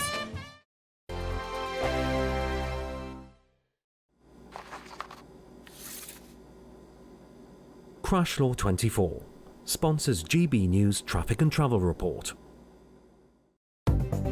Good afternoon. This is the latest AI travel news from GBnews.com. The M74 southbound near Junction 11 is restricted due to a broken down vehicle. Roadworks have closed the A465 between Dowlais Top and CEFN Coed. Diversions are in place. The M53 southbound in Cheshire West and Chester is closed between junctions 4 and 7 due to a collision. Expect delays on the A38 northbound in Staffordshire because of congestion. In Kent, the A249 northbound is reduced to one lane, causing delays. And on the trains, there's disruption on Avanti West Coast between Oxenholme Lake District and Carlisle, and on the Elizabeth line between London, Paddington and Heathrow Airport. For more travel news, go to gbnews.com. Crash Law 24 sponsors GB News Traffic and Travel Report. You could be the next big winner on the road in this brand new Alnag Baron 560 motorhome, courtesy of Marquis Leisure. Imagine the fun you could have in this luxurious home from home worth over £67,000. We'll also give you £5,000 in tax-free cash to make your next getaway a great one. And it could be all yours. For another chance to win the lot, text WIN to 63225. One entry costs £2.50 plus one standard network rate message, or text bonus to 63225. 5 entries cost £5 plus one standard network rate message. Go to gbnews.com/win. Entries start at £2.50. Call 0903 686 3232. Calls cost £2.50 plus your network access charge. Or post your name and number to GB13 PO Box 8690 Derby DE1 9TT. UK only. Entrance must be 18 or over. Lines close at 4 p.m. on the 6th of June. Please check the closing time if listening or watching on demand. Good Afternoon Britain isn't just about us. The wonderful thing about this programme is it's about everyone watching. It's an interactive programme. Well, there absolutely is something to see here, and we're going to be talking about it more. Whether it's breaking royal news, please bring us up to date, or indeed a particularly punchy speech in the House of Commons. Very, very curious. We bring it to you live, and then we bring you live reaction as well. That's Good Afternoon Britain, weekdays from midday. Only on GB News, the People's Channel, Britain's news channel. Mornings don't have to be tiresome, especially if you have the right company. Wake up to news as it happens, opinion and debate, and of course, a little bit of entertainment too. Because when the kettle's on, we're on. That's Breakfast on GB News, a show worth waking up for. Every morning from 6 a.m. Only on the People's Channel, Britain's news channel. We'll spread the news, you spread the word.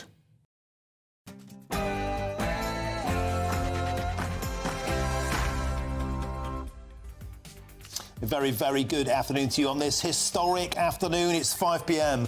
Well, welcome to the Martin Daubney Show here on GB News. We're broadcasting for you live from the heart of Westminster and all across the UK. Plans that will bring the United Kingdom into the economic security alignment with the United States. That's the first of its kind. That we've agreed the basis of a historic economic prosperity deal.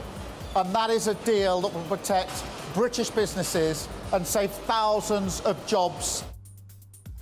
Well, US President there, Donald J. Trump, has unveiled details of a trade agreement with Britain, which the Prime Minister says will save thousands of jobs. But here's the crucial question. Is this a good deal for Britain? And should Sir Keir Starmer claim a victory with this agreement? We'll bring you all of the latest reaction throughout the show, including from British farmers who might feel that they've got the rough end of the pineapple. And we're, of course, live in Vatican City throughout the afternoon as cardinals are presently voting on the second day of the conclave. And further black smoke poured from the chimney of the Sistine Chapel earlier today. But could it soon be white this afternoon? We'll bring you all the very latest.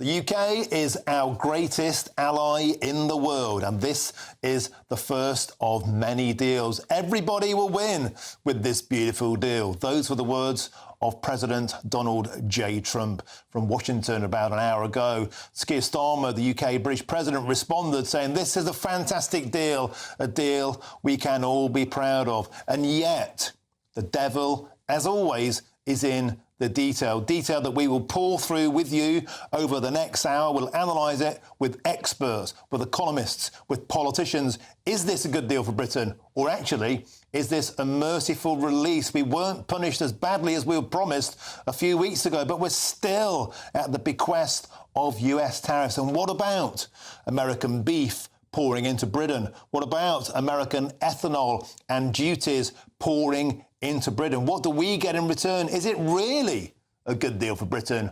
Or could it have been actually much worse? And that's why the Prime Minister says this is a good deal. Full analysis to come over the next hour. Do not go anywhere. You're in very safe hands. What do you make of today's deal? Get in touch. GBNews.com/Your Say. And we're anticipating reaction from Kemi Badenoch, the leader of the opposition. Now, stay in touch the usual way. GBNews.com/Your Say. But on an action-packed, historic afternoon, it's time for your headlines with Katie Bowen.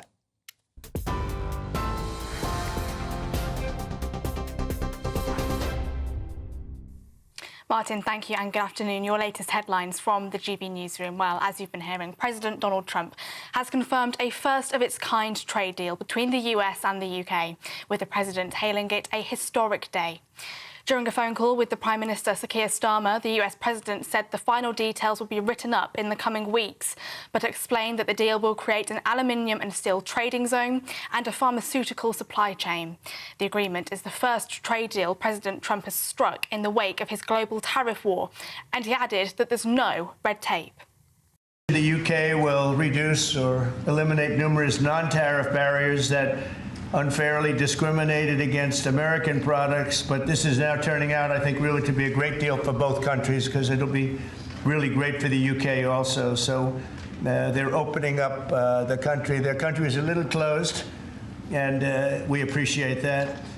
They'll also be fast-tracking American goods through their customs process, so our exports go to a very, very quick form of approval, and there won't be any red tape. Things are going to move very quickly both ways. Speaking at a press conference after the announcement, the Prime Minister said that the landmark deal will save thousands of British jobs, as car export tariffs will be reduced from 27.5% to 10%. It is a deal that will protect British businesses and save thousands of jobs in Britain. Really important, skilled, well-paid jobs. It will remove tariffs on British steel and aluminium, reducing them to zero. It will provide vital assurances for our life sciences sector, so important to our economy, and grant unprecedented market access for British farmers without compromising our high standards. Well, President Trump also said that the deal was possible, quote, because of Brexit. Former Prime Minister Boris Johnson, speaking exclusively to GB News, has taken credit for the trade deal. He echoed President Trump, saying it could only have happened because the UK left the European Union. Yes. So are you responsible for this then? Well, no, I'm not, no. But Brexit certainly is. Right.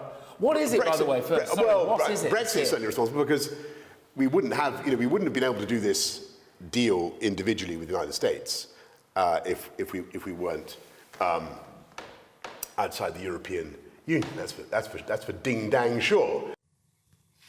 And you can watch the full interview with Boris Johnson tonight at 9 o'clock on GB News during Patrick Christie's Tonight. Elsewhere today, another round of voting is underway at the Sistine Chapel as the Papal conclave continues. Crowds are gathering once again to watch for signs of smoke at the Sistine Chapel following that fourth round of voting. A group of 133 cardinal electors began their behind-closed-doors meeting yesterday afternoon. A new pope requires a two-thirds majority in the voting, and white smoke will be emitted from the chimney of the Sistine Chapel to confirm a pontiff has been chosen. Millions of lives lost, homes, cities and families destroyed, all of them remembered today for the 80th anniversary of Victory in Europe Day. Allied forces celebrate the surrender document signed in Berlin by the Nazis to mark the end of World War II. Westminster Abbey held a VE Day service this afternoon with the King and Queen alongside other royals and politicians attending. A 2-minute national silence took place at midday to commemorate the anniversary and to remember and thank those who fought for our freedom. Earlier, GB News spoke to the great-great-grandson of Winston Churchill to hear about his role in the celebrations. I had to light the candle of peace in front of the King and Queen and everyone in the Abbey. Really incredible to know that I was lighting something of such significance. It makes me feel very proud, and I just feel very honoured that he is part of my family. Yeah, I was a bit nervous, but I pulled myself together and I did it. Those are the latest GB News headlines, so let's go back to Martin in Westminster.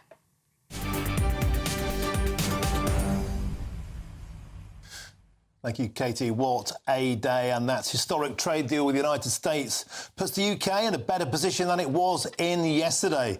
Well, that's according to the Prime Minister, Sir Keir Starmer, and who was reacting after Donald Trump announced that the US had removed tariffs on UK steel and aluminium, or aluminum, as Trump might say, cutting the car tariff rate to 10%, down from 27%.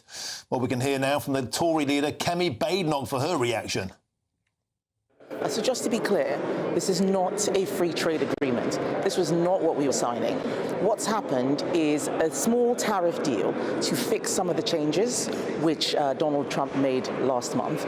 We are now in a worse position than we were in March. That's not something to write home about. Now, President Trump said that the government had been trying for years to get a deal. He said the UK finally achieved it under Sir Keir Starmer. Why does it take the Labour government to get this over? Like I said, this is not a free trade agreement. This is something in response to President Trump's changes in April. OK, we have to interrupt Kemi Badenoch there because we got live pictures from the Vatican. As if today wasn't dramatic enough, white smoke is rising from the Sistine Chapel in the Vatican. As you can see there, the amassed crowds, they are waving their flags in jubilation because that means the cardinals have successfully elected a new pope, and a two-thirds majority was required, and it took just 2 days to decide. As you can see, people there at Vatican City weeping with delight, as if today couldn't get dramatic enough on the political front and the trade deal front. White smoke is rising from the Sistine Chapel in the Vatican, which means, of course, the cardinals have now successfully elected a new pope. The crowds there celebrating as if a World Cup final goal had gone in. Hundreds and hundreds of media amassed jubilant scenes in the Vatican City there at St. Peter's Square. In a very, very short period of time, it has to be said, this process can drag on for months. In fact, back in the 1800s, I believe, it dragged on for years. The bells there we can see ringing out in jubilation at the Vatican City. White smoke is rising. You can hear the crowds. Let's just tune in. Hear the crowds. They are celebrating in their masses at the Vatican City.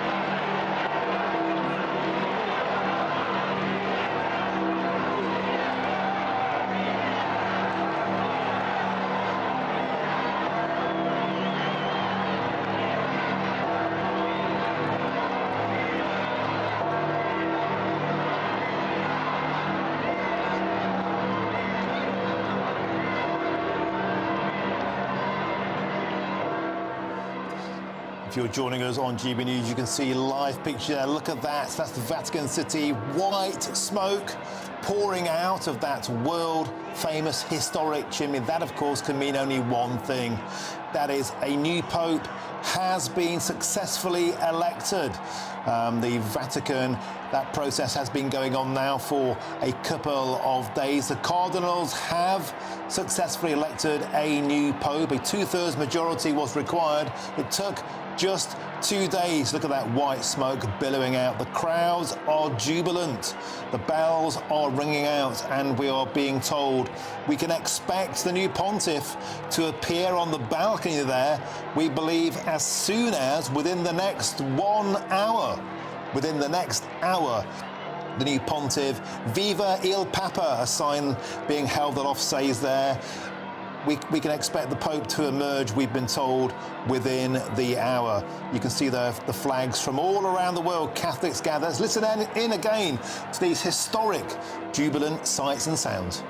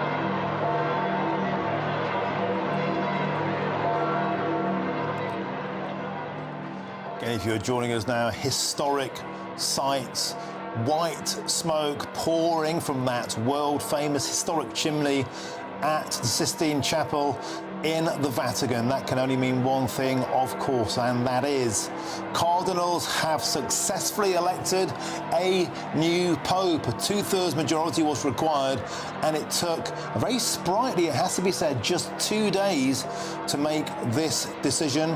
We're hearing reports that the new pontiff is expected to appear on that balcony there at the Sistine Chapel within the hour. Who will the new pontiff be? There's been a huge amount of speculation about the direction of the Catholic Church itself. Will it return to its more conservative, core Catholic roots? Will it go in a more liberal direction? We're waiting to see that. The new Pope is now being led, we believe, to a small room next to the Sistine Chapel, where he will put on the white papal robes that mark, of course, the beginning stage of the next part of this ceremony. And the senior cardinal will soon confirm the decision with the words Habemus Papam, and that, of course, is Latin for "we have a Pope," and introduce the new pontiff by his chosen papal name. So inside there, we are expecting that ceremony to continue. The Pope expected to emerge within the next hour. Let's go back now and listen in to these truly historic sights and sounds.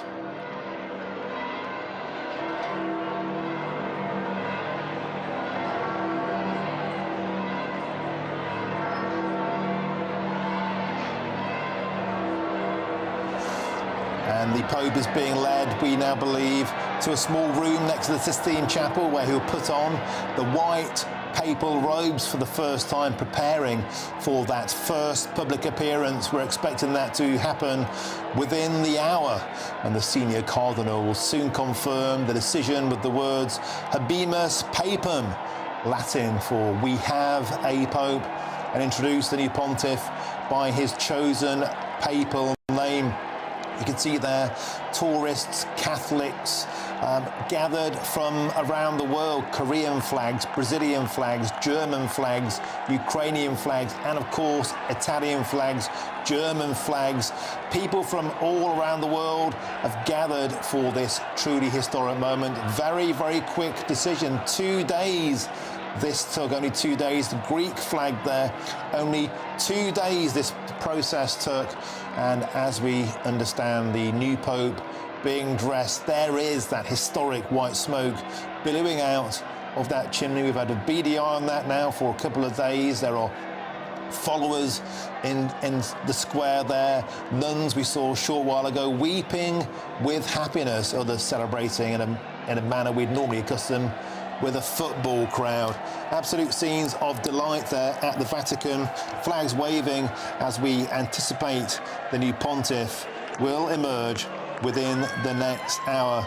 And this, of course, comes after 133 cardinal electors sent up that smoke signal as that voting process got underway. We've seen black smoke after black smoke come out. A lot of people thought this process would go on perhaps for much longer. A two-thirds majority was required to elect a successor, of course, to the late Pope Francis. And now the conversation will turn to the direction, the theological, the philosophical, the emotional, the spiritual, the existential, beg your pardon, direction of the Catholic Church. Will it return to a more conservative Catholic direction, or will it go in the direction of Pope Francis, who was seen as much more of a modernizer, much more liberal outlook? Who will the Pope be? A lot of talk about, could the next Pope be black? Not for the sake of him being black, but because the Pope, the black Pope candidate, very, very conservative, because of course the conservative church is expanding greatly in Africa, in South America, and that is seen perhaps as a spiritual direction of travel. Just to repeat, if you are joining us, white smoke there is rising from the Sistine Chapel in the Vatican, which means that cardinals have successfully elected a new pope. A two-thirds majority was required. And to the great surprise of many watching, it took just 2 days to decide. I believe that's one of the shortest selection processes in history. White smoke came out just a few minutes ago. The bells are ringing out in the historic manner. The crowd's jubilant. This news is echoing around the world as we speak. Who will come out? We understand the successor has now been taken into a side room just off the main chamber, where for the first time the next pontiff will be dressed in those papal robes, part of the ceremony, of course, of introducing him publicly to the world for the first time. We've seen that seagull became something of a global celebrity, balanced on the roof next to that chimney, but now all eyes on that truly historic chimney, white smoke bellowing out. And of course the incoming pontiff will lead a religious institution riddled with divisions and tensions. The direction of travel spiritually, will they grasp the nettle on historic sex abuse scandals, or will they be brushed to one side? What about dealing with contentious matters such as homosexuality, women priests perhaps? What about abortion? The conversation globally on that. We've seen a resurgence, of course, of Catholicism in the United States since Donald Trump was elected. Being a Catholic seen as a new rock and roll. Astonishing sights and sounds, total jubilation, and I'm delighted to say on this historic day, I'm joined by my colleague, the GBNews presenter, Andrew Pearce. Andrew, astonishing sights and sounds, as if today couldn't be more dramatic with the meeting between Donald Trump and Keir Starmer. Now a new pope has been elected. What are your thoughts, Andrew? Well, I'm so excited, actually. I'm always excited when we get a new pope. I thought we might not get the puff of white smoke until tomorrow, It's probably the fifth vote. Sometimes it can be many, many more. I suspect it's not going to be a shock, whoever wins, because I suspect it was one of the front runners. But they will have huge challenges, Martin. Even issues like, does the Latin Mass continue to flourish? Some bishops want it to continue to be extended. Others are horrified because they say it's so old-fashioned. There's the issue of whether same-sex couples can have their unions blessed in a Roman Catholic Church. The Pope Francis thought that was a good idea. Many traditionalists were horrified by that. The role of divorcees in the church, all sorts of key issues. Because although Francis was seen as a reformer, Martin, he didn't actually change any doctrine at all. There was lots of noises, and he sounded like he was a modernizer, but actually not a lot changed. But the language was different. He talked much more about inclusivity towards migrants, refugees. Some people in the church thought he was being too political. Of course, he lived in 3 rooms in a very modest hotel, pretty much like student accommodation. Will the new Pope go back to the papal apartments, which are very, very grand and lavish? If he does, I suspect he'll be criticised. There's all sorts of complicated issues here. And could it be our first black Pope? That would be fascinating because Africa, of course, Martin, is where the Roman Catholic Church is growing fastest. But many of the African cardinals, bishops are very, very conservative. And frankly, they would have people like me who are gay and openly gay. They're not too keen on us, put it that way. And they certainly wouldn't want us to have any role in the church whatsoever. It is a key moment in the history of the church. It will be our 267th Pope. And we haven't had an Italian Pope for quite a long time. And my hunch is we're not going to get one again. Andrew Pearce, it's a fascinating process. The white smoke, the black smoke, dates back to the 1800s. And the first recorded use of white and black smoke to mark this result was at the 1903 conclave, and they have a very specific process for getting the smoke to be the right colour. There's a burner, a twin burner inside the Sistine Chapel, and they add chemicals, Andrew, to the burnt ballot sheets to make sure it gives the distinctive smoke, the distinctive colour. Black smoke, it's potassium perchlorate, and sulphur makes it go darker, and the white smoke is potassium chloride, lactose and amber conifer resin to make it go white, to guarantee. There's the process. I was always fascinated. How do they guarantee the smoke goes white or black? There you go, Andrew. It's all very carefully thought through.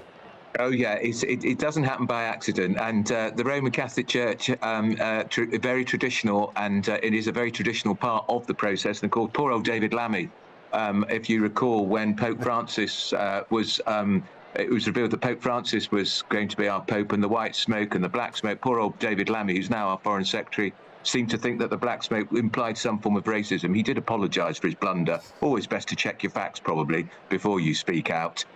So it's and I mean, some people say it's terrible, all these chemicals are involved, but I think it's a fantastic part of the process. And look, this is probably the biggest Christian congregation in the world, bigger than the Anglican faith. Look how quickly they've elected their new Pope, compared to the dear old Anglican Church, which still hasn't replaced Justin Welby as Archbishop, and probably won't until September. And Martin, will anyone notice?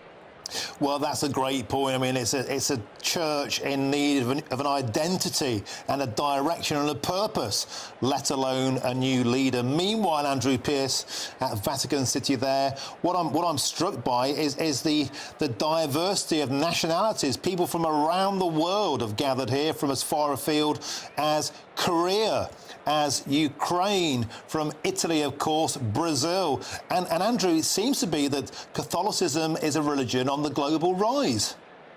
I think it is, and I think it's because, Martin, in an increasingly uncertain world, some things don't change, and that's the point about the Catholic faith. It's traditional, it sticks to its guns, it's not rewriting doctrine. They may tinker at the edges with some of the language, but it's a safe haven, and I still find my Catholic Church a great place of comfort, repose, reflection, and I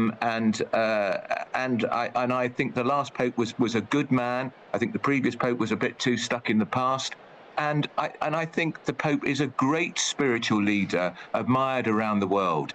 And in a sense, the Pope is a bit like our late Queen. It's the one leader people want to see. Look how King Charles and Queen Camilla were there with him just a few days before we lost Pope Francis, because they want to meet him. I've just been reading a book about Mrs. Thatcher. She met Pope Francis shortly before she died, and it was a very important part for her. She met him in St. Peter's Square. I met Pope John Paul II, the Polish Pope, and I didn't want to wash for a month. And as I understand it now, of course, Andrew, the succession process is one steeped in tradition, and we await the new pontiff to emerge on that world-famous balcony through those red curtains, we believe, within the next hour. I've just been told the first person to emerge will be Dominique Mamberti. He is a French Catholic prelate who has served as the prefect of the Apostolic Signatura since 2014. He was made the cardinal by Pope Francis in 2015. He will come out first, and then we believe the new pontiff will emerge from that balcony, where he will deliver his first blessing, which is known as the Urbi et Orbi. That's Latin for to the city and to the world. This marks the start, or the end, beg your pardon, of the conclave process and the transition for paving the way for the new pope. And when Pope Francis came on the balcony last time, he eschewed all the traditional, the canopy, the very grand robes of previous popes, and he actually said to the cardinals by him, no, we're ending this circus, we're not doing any of that. And he came out and he was very humble in the way he spoke, and it set the tone for his papacy. And so it's going to be interesting to see his successor, if he's going to be more traditional or try and follow the same example. I mean, of course, we don't know who it is, but I think the new Pope has to set their own example and follow their own path, and not try and be Pope Francis, not try and be Pope Benedict or John Paul II. They've got to be their own man. And it would be fascinating, wouldn't it, to know what arguments swung it in this one's favour quite so quickly, because they've done it basically in what, 30, not even 36 hours. Extraordinary. I thought we were going to be in for a longer haul. And I believe it might be some sort of record time, Andrew Pearce. Andrew, thanks for joining us. Please stick. Thank you very much. Please stick with us on the line. I'd like to speak with my next guest now, and that's Caroline Farrow, a Catholic commentator. Caroline, welcome to the show. This historic moment. Can I get your first thoughts on this process, this wonderful news? Wow, well, I have to admit to being really surprised. I've been on smoke watch and quite restless all day.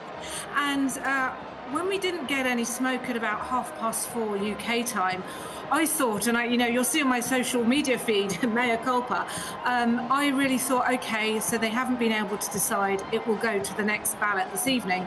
So the fact that they've managed to decide relatively quickly, although it isn't that quickly. It's the, so it will be the fifth ballot. No, it will be the fourth ballot. So Pope Benedict was previously elected on the fourth ballot. So it isn't sort of record time. But the fact that they have managed to come to a decision quite quickly suggests to me that it is one of the major front runners. I think had it gone on longer, then we could have maybe been looking at a stalking horse. Although I could be wrong, of course, Martin. We don't know who's going to come out. But I wouldn't be surprised if it's one of the front runners that they've been able to decide on relatively quickly. And I'm sat here like everyone else, sort of with bated breath and excited to see who it's going to be. And Caroline, in terms of that philosophical, spiritual, existential direction of travel, where do you think the Catholic Church should go next? Towards a more modernising Pope, or is it time to go back to basics, to get back to core Catholicism?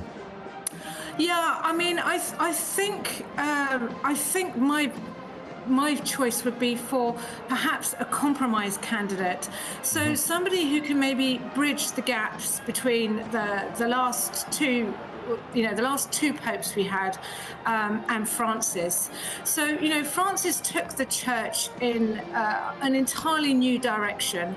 And I'd like to see somebody bring a bit more clarity and a bit more sort of continuity. So, Francis did cause, for better or for worse, he did cause, a bit of confusion. He managed to really upset the traditionalists, not in terms of, he wasn't progressive in terms of trying to change any of the church teaching, because none of the popes are able to do that.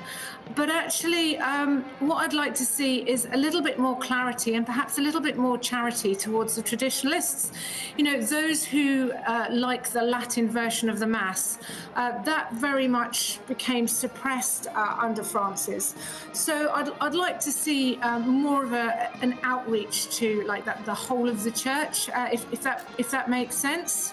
Yeah, and Caroline, can you give us a flavour there? You mentioned about you think this will be one of the front runners. Who do you think that most likely candidates will be? I mean, if you follow the bookies odds, William Hill has Pietro Parolin as the top up there, regarded as many as the rightful heir to the late Pope Francis. He was the bookies' favourites. What do you know about him? Let GBNews viewers know.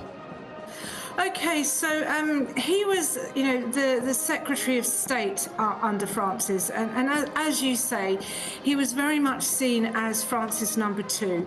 So he's a skilled diplomat. He's the continuity candidate, a little bit like Pope Benedict was the continuity candidate after St. John Paul II. He's seen as pragmatic. He's a centrist as well. Okay, so he sort of, kind of straddles the middle between the progressive and the conservative approach. And he's deeply embedded in the Vatican structures, like the Curia, which is the church governments. Now, if it is Parolin, that could be seen as a great advantage, because one of the things that the Pope really needs to do is take control of this unwieldy Vatican bureaucracy and sort of, stop any of the financial scandals that have been going on. I mean, to be honest, Parolin is supposedly implicated in some of that financial scandal that happened. He's fluent in global affairs. He'd be a very steady hand. But I think the cons that he's seen as maybe too curial, too involved in Vatican bureaucracy for the reform-minded cardinals. But we just don't know, Martin. I don't like to sit here and speculate and talk about the pros and cons when, this person, the new Holy Father is about to come out. And kind of going back to what you said before, what does the Pope need to do first? I think he really needs to restore clarity, because the church has faced confusion about doctrine, about liturgy, and even authority. And so we want the next pope to be a holy man who's going to proclaim the gospel. And he's got to speak with confidence and charity and defend the truth boldly, but also reunite the church, which has, been quite polarized over the last few years. And the process now, of course, is one steeped in history and tradition. Just 17 days after the death of Pope Francis, following this highly secretive vote, the new Pope will state his papal name before moving to the Room of Tears, where he will receive his papal robes. That normally takes around about, we believe, between 30 minutes to an hour, and then we will see the new pontiff emerge through that historic balcony we can see on our screens now. Caroline Farrow. Yes, that's right. So what's going to happen is the candidate will have received at least 86 votes, and then the Dean of the College of Cardinal will ask him two questions. Do you accept your canonical election as Supreme Pontiff? And if he says yes, then he's immediately Pope. And then they ask him, by what name shall you be called? And he'll choose his papal name. Be interesting to see what that is. So that's already happened, actually. Now we've got the white smoke that we've seen from the Sistine Chapel chimney, which tells the world we have got a Pope, and the bells of St. Peter's should start to ring. As you say, he's taken to the Room of Tears, which is a small room next to the Sistine Chapel, and that's where he's going to change into his papal garments, his papal white. And they'll have several sizes of cassocks prepared in advance for him. Then he'll come out to greet the cardinals, and the cardinals will kneel one by one to offer their obedience. So, there's over 130 of them. That may take a while. And then the senior cardinal deacon, who's currently Jean-Louis Touron, appears on the central. Actually, no, I don't think it is that, but it's the senior cardinal deacon will appear on the central balcony of St. Peter's Basilica, and he'll announce Annuntiato Vodis Gaudium Magnum Habemus Papam. He'll give the new Pope's birth name and his chosen papal name. And then the Pope will give his first Urbi et Orbi blessing, which is to the city and the world. And so it's all going to move pretty quickly. So within an hour of the white smoke, we should see who it is out on the balcony. Things to look out for. So the Pope will be wearing his white cassock, the soutane, which is the simple ankle-length white robe. And that symbolises the purity and the office of the Bishop of Rome. He'll also be wearing the zucchetto, which is the skull cap, which you've probably seen. It's worn by all bishops and cardinals, but the white is reserved for the Pope. Now, it'll be interesting to know whether or not he will wear the papal mozzetta, which is the thing that Francis decided not to wear. So that's a short red velvet cape trimmed with ermine, and that'll be worn over the shoulders. As I say, Francis didn't wear it. He'll also wear the pectoral cross, which is worn on a chain around the neck, and that's usually the same one that he wore as a cardinal. So Francis notably kept his original. He might be wearing the red. So the red shoes are to symbolise that they're walking in the footsteps of Christ and prepared to walk in the blood of the martyrs. Francis didn't wear them. Benedict did, and the red shoes, because I think they were once made by Prada. People were sort of like, oh, this is far too much for the Pope. He shouldn't be wearing designer shoes. And then, of course, he'll have the fisherman's ring, which is the symbol of the papal office, and that's normally given later in the formal inauguration. So, actually, no, he probably won't be wearing that at the balcony appearance. Okay. But it's the what? Sorry. Look, Caroline Farrow, fascinating detail. Thank you very, very much. Please stick on the line. If you're joining us on GB News, these historic pictures, sights and sounds from the Vatican City follow that moment where white smoke emerged from that infamous historic chimney. We have a new Pope. We believe the Pope will be introduced to the world in around about half an hour to an hour's time. You can see the marching bands processing there. Let's get back now to GB News presenter Andrew Pearce, who's been waiting patiently, soaking all of this in. Andrew, talk us through the significance, the emotions that are being felt now by the world's 1.4 billion Catholics. Oh, it's just huge. It's because he's the Vicar of Christ. That's one of his many titles. He's our Papa. He's our Holy Father. And I thought that Pope Francis's departure, his death, couldn't have been better choreographed. As I wasn't sad at all. I thought it was wonderful. He died at Easter. He died on Easter Monday when the churches were still adorned with flowers, which were all to do with the resurrection. He'd done his Easter blessing the day before, which was probably put such a huge strain on his body. It probably did possibly triggered his death the next day. So I thought that was a wonderful departure for him and for the Catholic Church, and I found it really spiritually uplifting. And I went to a wonderful service at Westminster Cathedral on the same day, and Cardinal Vince Nichols presided over that service. And of course, he is in the Sistine Chapel along with two other British cardinals. I don't think we've ever had three British cardinals in the conclave before, and they have chosen our Holy Father. It's like our monarch, and they are an important spiritual leader. I think the Pope is the most important spiritual leader on the planet. As I say, he is the Vicar of Christ. He's God's representative on earth. He is a direct successor to St. Peter, who was the first Pope. That's why it is not just hugely symbolic, it's absolutely enriched with tradition and history. And whoever that Pope is, it's a huge, huge burden. And largely in my lifetime, they've done it pretty well. All sorts of challenges. And I also like the fact, Martin, that our Pope has been chosen on Victory in Europe Day. Vatican City, of course, was neutral during the Second World War. There was some criticism that the Pope at the time was too close to the Nazis, but subsequently in history, we've now discovered that, in fact, the Pope was helping get people out of the Vatican, out of Italy, doing his bit quietly behind the scenes. So I think that's quite significant because, of course, Italy had its own very checkered role in the Second World War. And it means we're never going to forget the day the new Pope, our 267th Pope, was elected because it was the 80th anniversary of Victory in Europe Day. What a symbolic day, Martin. Well, it is, Andrew, and you know, this emergence into a new era of peace on VE Day, signified by this, and as you mentioned, that incredible significance of Pope Francis passing at Easter. If you believed in God, Andrew, you might say these things aren't mere coincidence. Oh, well, he was called. He was called back. There's no doubt in my mind. He was called back. He was called home. He'd done his duty, he'd done his work, and it was time to move on. He was clearly very sick.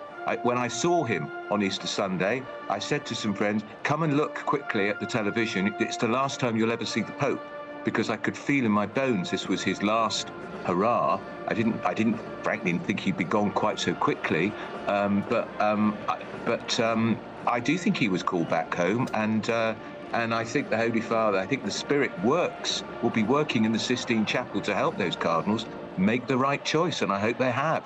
And I agree with Karen, as I said to you at the beginning, Martin, I suspect, because they've done it reasonably quickly, that probably it is somebody who was one of the more, I hate to use the word fancy contenders. I have to tell you, I've got a bit of money on the Maltese cardinal, and I'd be absolutely ecstatic if he got the job, because I was in Malta at Easter a couple of years ago, and he gave me Holy Communion, and I thought then, this man is a contender to be the next Pope. Who knows?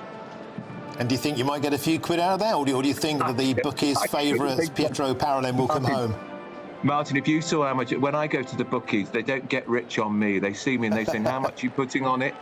£10. And of course, with the Pope, you can't put it each way like you can on the Grand National. So it was, I think I said £10 to win. So I think I might have, if I've won, I think I might have £84 or something, which of course I will put in my church collection box on Sunday, for sure. Of course, and Andrew, you know, what's astonishing about this, the coming together of modernity with the telescopic lenses there and the grand historic tradition. Look at the marvellous troops there, the marvellous outfits, the tradition, the ceremony, all part of the psychological, the philosophical process of introducing the next Pope. Absolutely right, and these are wonderful traditions, and I'm a great traditionist. Whether our own tradition, which we see in this country with our monarchy and the state opening of Parliament, tradition is important, and that is partly why I think the Catholic faith has stayed so strong and so well loved and well supported. Look, I'm not saying it hasn't had its problems. My God, there have been terrible problems with abuse by priests and cover-ups by bishops and cardinals, and there's been all sorts of financial malfeasance actually at the heart of the Vatican itself, which successive popes have had to deal with. But I still think it's a great spiritual beacon. And I have to say, I'm saying, I keep thinking we must do this as a story on GB News.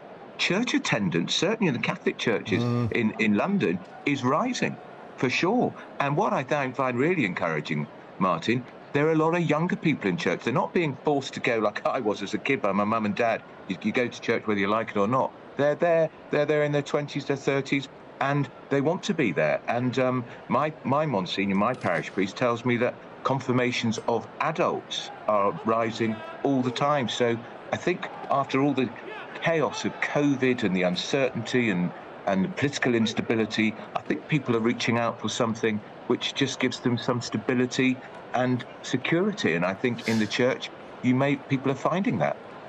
Andrew, I think that's a fascinating point, and we're hearing that a lot from America as well. Donald Trump saying we're making religion great again, and the Catholic faith, of course, central to so much of that. And yeah, I hear it a lot as well, Andrew, from young people. What do you think is driving that? Is there a sense of directionlessness, particularly among young people? We've seen the woke ideology become in itself a form of religion, but a religion, of course, which isn't based on worship. It seems to be based on destruction, on looking for unhappiness in the world. Is it that void that you think is crying out to be filled? I think that's exactly the right expression, the void, this sense of listlessness and drift. among some young people, and if they're going together, they're doing it together. It's a sense of community. That's what church is for me too. It's a sense of community. And I thought the church, one of its lowest points was its woeful response when the government closed down churches during COVID. I couldn't believe the way the Catholic, particularly the Anglican hierarchy in this country, acquiesced with it. And it was the Roman Catholic bishops in the end who said this has got to stop. And I can tell you, my own church was open for a couple of hours every day during COVID, and the priest said he couldn't care less what the law of the land was. It was his church, his place, and he thought it was an important place for people to go for comfort. So I went there quite regularly. I like everybody else, was working from home during the first lockdown, but I used to find it really, really enriching to go to my church. Just sit quietly at the back. We'd sit 4 feet away or 6 feet away, whatever the stupid rules were at the time. And I think that was a bad moment for the church, particularly, and I think Justin Welby in particular, I've never had much time for. Well, he's hopeless, wasn't he? And then he went off on a flipping sabbatical. So listlessness, the void, and I think this church is helping to fill it. And I'd hear too that some of the Anglican churches are getting higher attendances too, which is encouraging. And often, if you go into the congregation, if I went back to my Catholic church in Swindon, where I was brought up, Martin, it was dominated on Sunday Mass by Irish people, because there was a big Irish community in Swindon, because a lot of Irish people came because of building jobs and building the M4 and all that sort of stuff. Now you'd find it would be just as many people from Goa, the Goan community. So the church is constantly changing and constantly evolving, and that's a really good thing. Andrew Pearce, thank you so much for joining us on the show today. And honestly, it's genuinely wonderful and beautiful to share your happiness. I can hear it in your voice. I'm so excited. I'm so excited. It's wonderful, mate. Thank you so much for jumping on a call and getting on. Andrew Pearce, God bless you, mate. Thank you very, very much for joining us. Well, joining us now is the historian and the expert on the history of the conclave, and that's Alexander Mariotti. Alexander, welcome to the show. History is being made before our eyes. Tell us about the importance and the significance of this to you. Oh, absolutely. You know, I'm actually talking to you from Rome, and I'm about a stone's throw away from the Vatican, and you can hear the crowds, you can hear the helicopters. There's a general buzz in the city. There's a great excitement, and certainly we expect that the city is going to become incredibly busy over the next couple of days, as people will no doubt flock to Rome, not just to see the new Pope as soon as possible, but then to try and see the sort of first historical moments, the first speeches, the revealing of the Pope, the first audiences. And what do you think we can expect next? We're expecting, certainly within the hour, we're hearing Alexander, the next pontiff, to emerge from that historic balcony. Tell us about the first address to the nation, the significance of that, and then where perhaps you think the direction of the Catholic Church will head next. Well, that's the important one, because the first speech will sort of dictate the sort of the policy of the Pope and what kind of Pope we're going to get. Are we going to have a continuation of a very sort of more open or liberal Pope like Francis, or will the Church go back to a more conservative step, sort of as we saw with Pope Benedict? Certainly, again, the first speech is always very important because it does dictate the sort of tone and set the tone for the papacy that's to come. And where do you think we're seeing the expansion of the Catholic Church hugely in Africa, in South America, as Andrew Pearce said there, the ever-shifting sands of Catholicism. Do you think the direction philosophically of the new pontiff may reflect that? Certainly. I think that's part of the excitement too, is to see, will we get our first African Pope? You know, will we see a complete change? Will we see a return to tradition? Will we get our another Italian Pope, for example, that we haven't had in many years? So certainly, I think that's part of the excitement. And from a historical point of view, you know, it's very interesting to see where the Church will go. Certainly, it's been a very quick conclave, which sends out a clear message. You know, the Church can't be without a leader. It's a very precarious time throughout the world, certainly for the Church itself, but for the world as a whole. So the role of the Pope is ever more important, especially not just for the Catholic Church, but on a global scale. We have two major wars that need to be settled. We have economic problems throughout the world, the migration issues that the world is dealing with. So the Pope will address all of these, and again, through the first speech, we'll understand the sort of general direction that he's going to take. And Alexander, do you share the sentiments there of Andrew Pierce saying since COVID, with the war in Ukraine, so many calamitous global events, people feeling listless, directionless, is that in your mind what's helping to drive the resurgence in Catholicism, in belief? Yeah, certainly. I mean, we've gone through a very, very interesting period of history in modern history. And, the papacy is a tradition. Tradition has become, I think, especially in Britain, sort of a bad word, but it brings comfort because it's the kind of thing that an institution like the monarchy or the papacy has survived the centuries. It's a clear message that, the ship can sail through the seas and get through the storms. And, many people turned to the monarchy in Britain during the pandemic because the words of the Queen, the speeches of the Queen were a great comfort. And in the Catholic world, the same. The papacy, the addresses from Pope Francis were certainly a big comfort to many people. So it is an incredibly important role, and it's an incredibly important tradition at the same time. And we're seeing a reflection there, Alexander Mariotti, of the sheer diversity of the flags being waved there outside the Vatican. Catholics from all over the world, from Africa, from Asia, from Europe. An astonishing diversity of Catholics, truly a religion with still a powerful global reach. It certainly is, and it's events like this that I think bring it to the forefront. I think there's a general sort of feeling that Catholicism has been on decline in recent years. And yet, when you see events like this, I think it really brings into focus the reaches of the Catholic Church, but also that there's a certain strength to the faith that has been, I think, underplayed in recent years. So, what an incredible event to be able to come to see people from all parts of the world, seeing a leader that reflects them, basically. And Alexander, on terms of the history of the conclave, the secret machinations that have been going on there behind closed doors for a couple of days, tell us about this ceremony, the procedure of what happens next.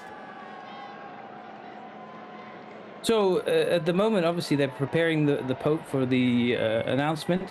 They'll be exiting the Sistine Chapel with Michelangelo's wonderful frescoes, which, of course, have accompanied the entire process. So they go through this incredibly historic process with one of the greatest masterpieces above them.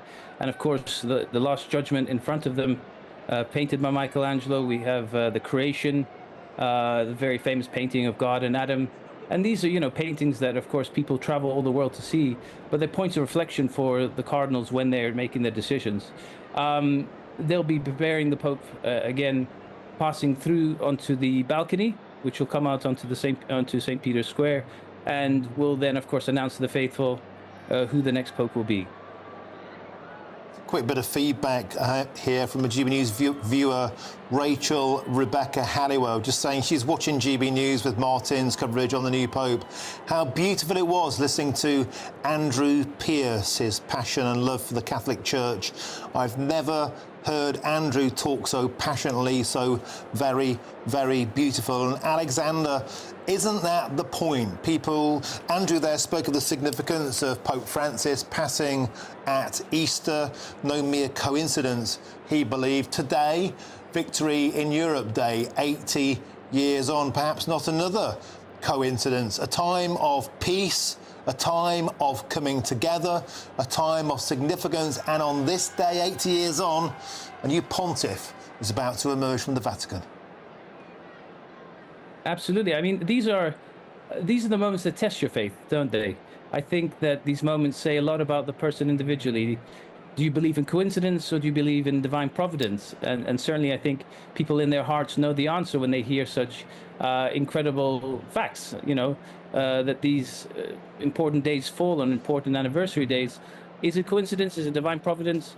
It's up to the person to decide. And certainly I was listening to Andrew before. I think that historians are generally the truest of believers, because when you study history and you know the facts and you still believe, I think that's when it's a true test of your faith. And astonishing scenes there of believers from all over the world looking on. The jubilation of earlier, the astonishment, the jubilation now being replaced with the anticipation, the excitement of looking forward. All looking on to that world-famous balcony, those historic red velvet curtains there. All eyes on the Vatican balcony now, Alexander Mariotti.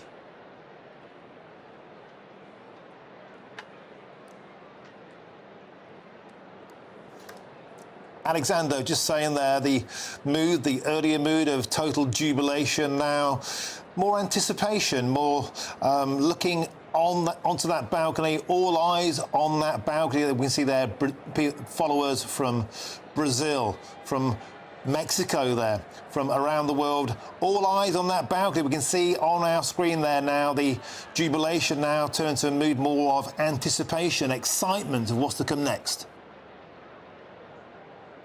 Yes, absolutely. And, you know, the moment that the Pope comes out, the crowd is going to erupt. I mean, it's an incredible sound. I think it's very hard to sort of describe it perfectly. But it's a sound that's a mixture of relief, of joy, of absolute excitement. But I'd say probably mostly of relief. You know, again, the Pope is a symbol of great comfort.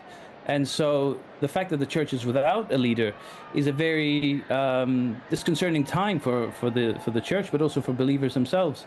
So when, you know, we have a quick conclave as we have had, it is a sense of relief, because it also means that the cardinals are more unified as to who they want to choose. That's the clear sign, and that's the signal that we've got here. And so once he comes out and we know who this Pope is going to be, again, it's going to change the course of history, quite literally.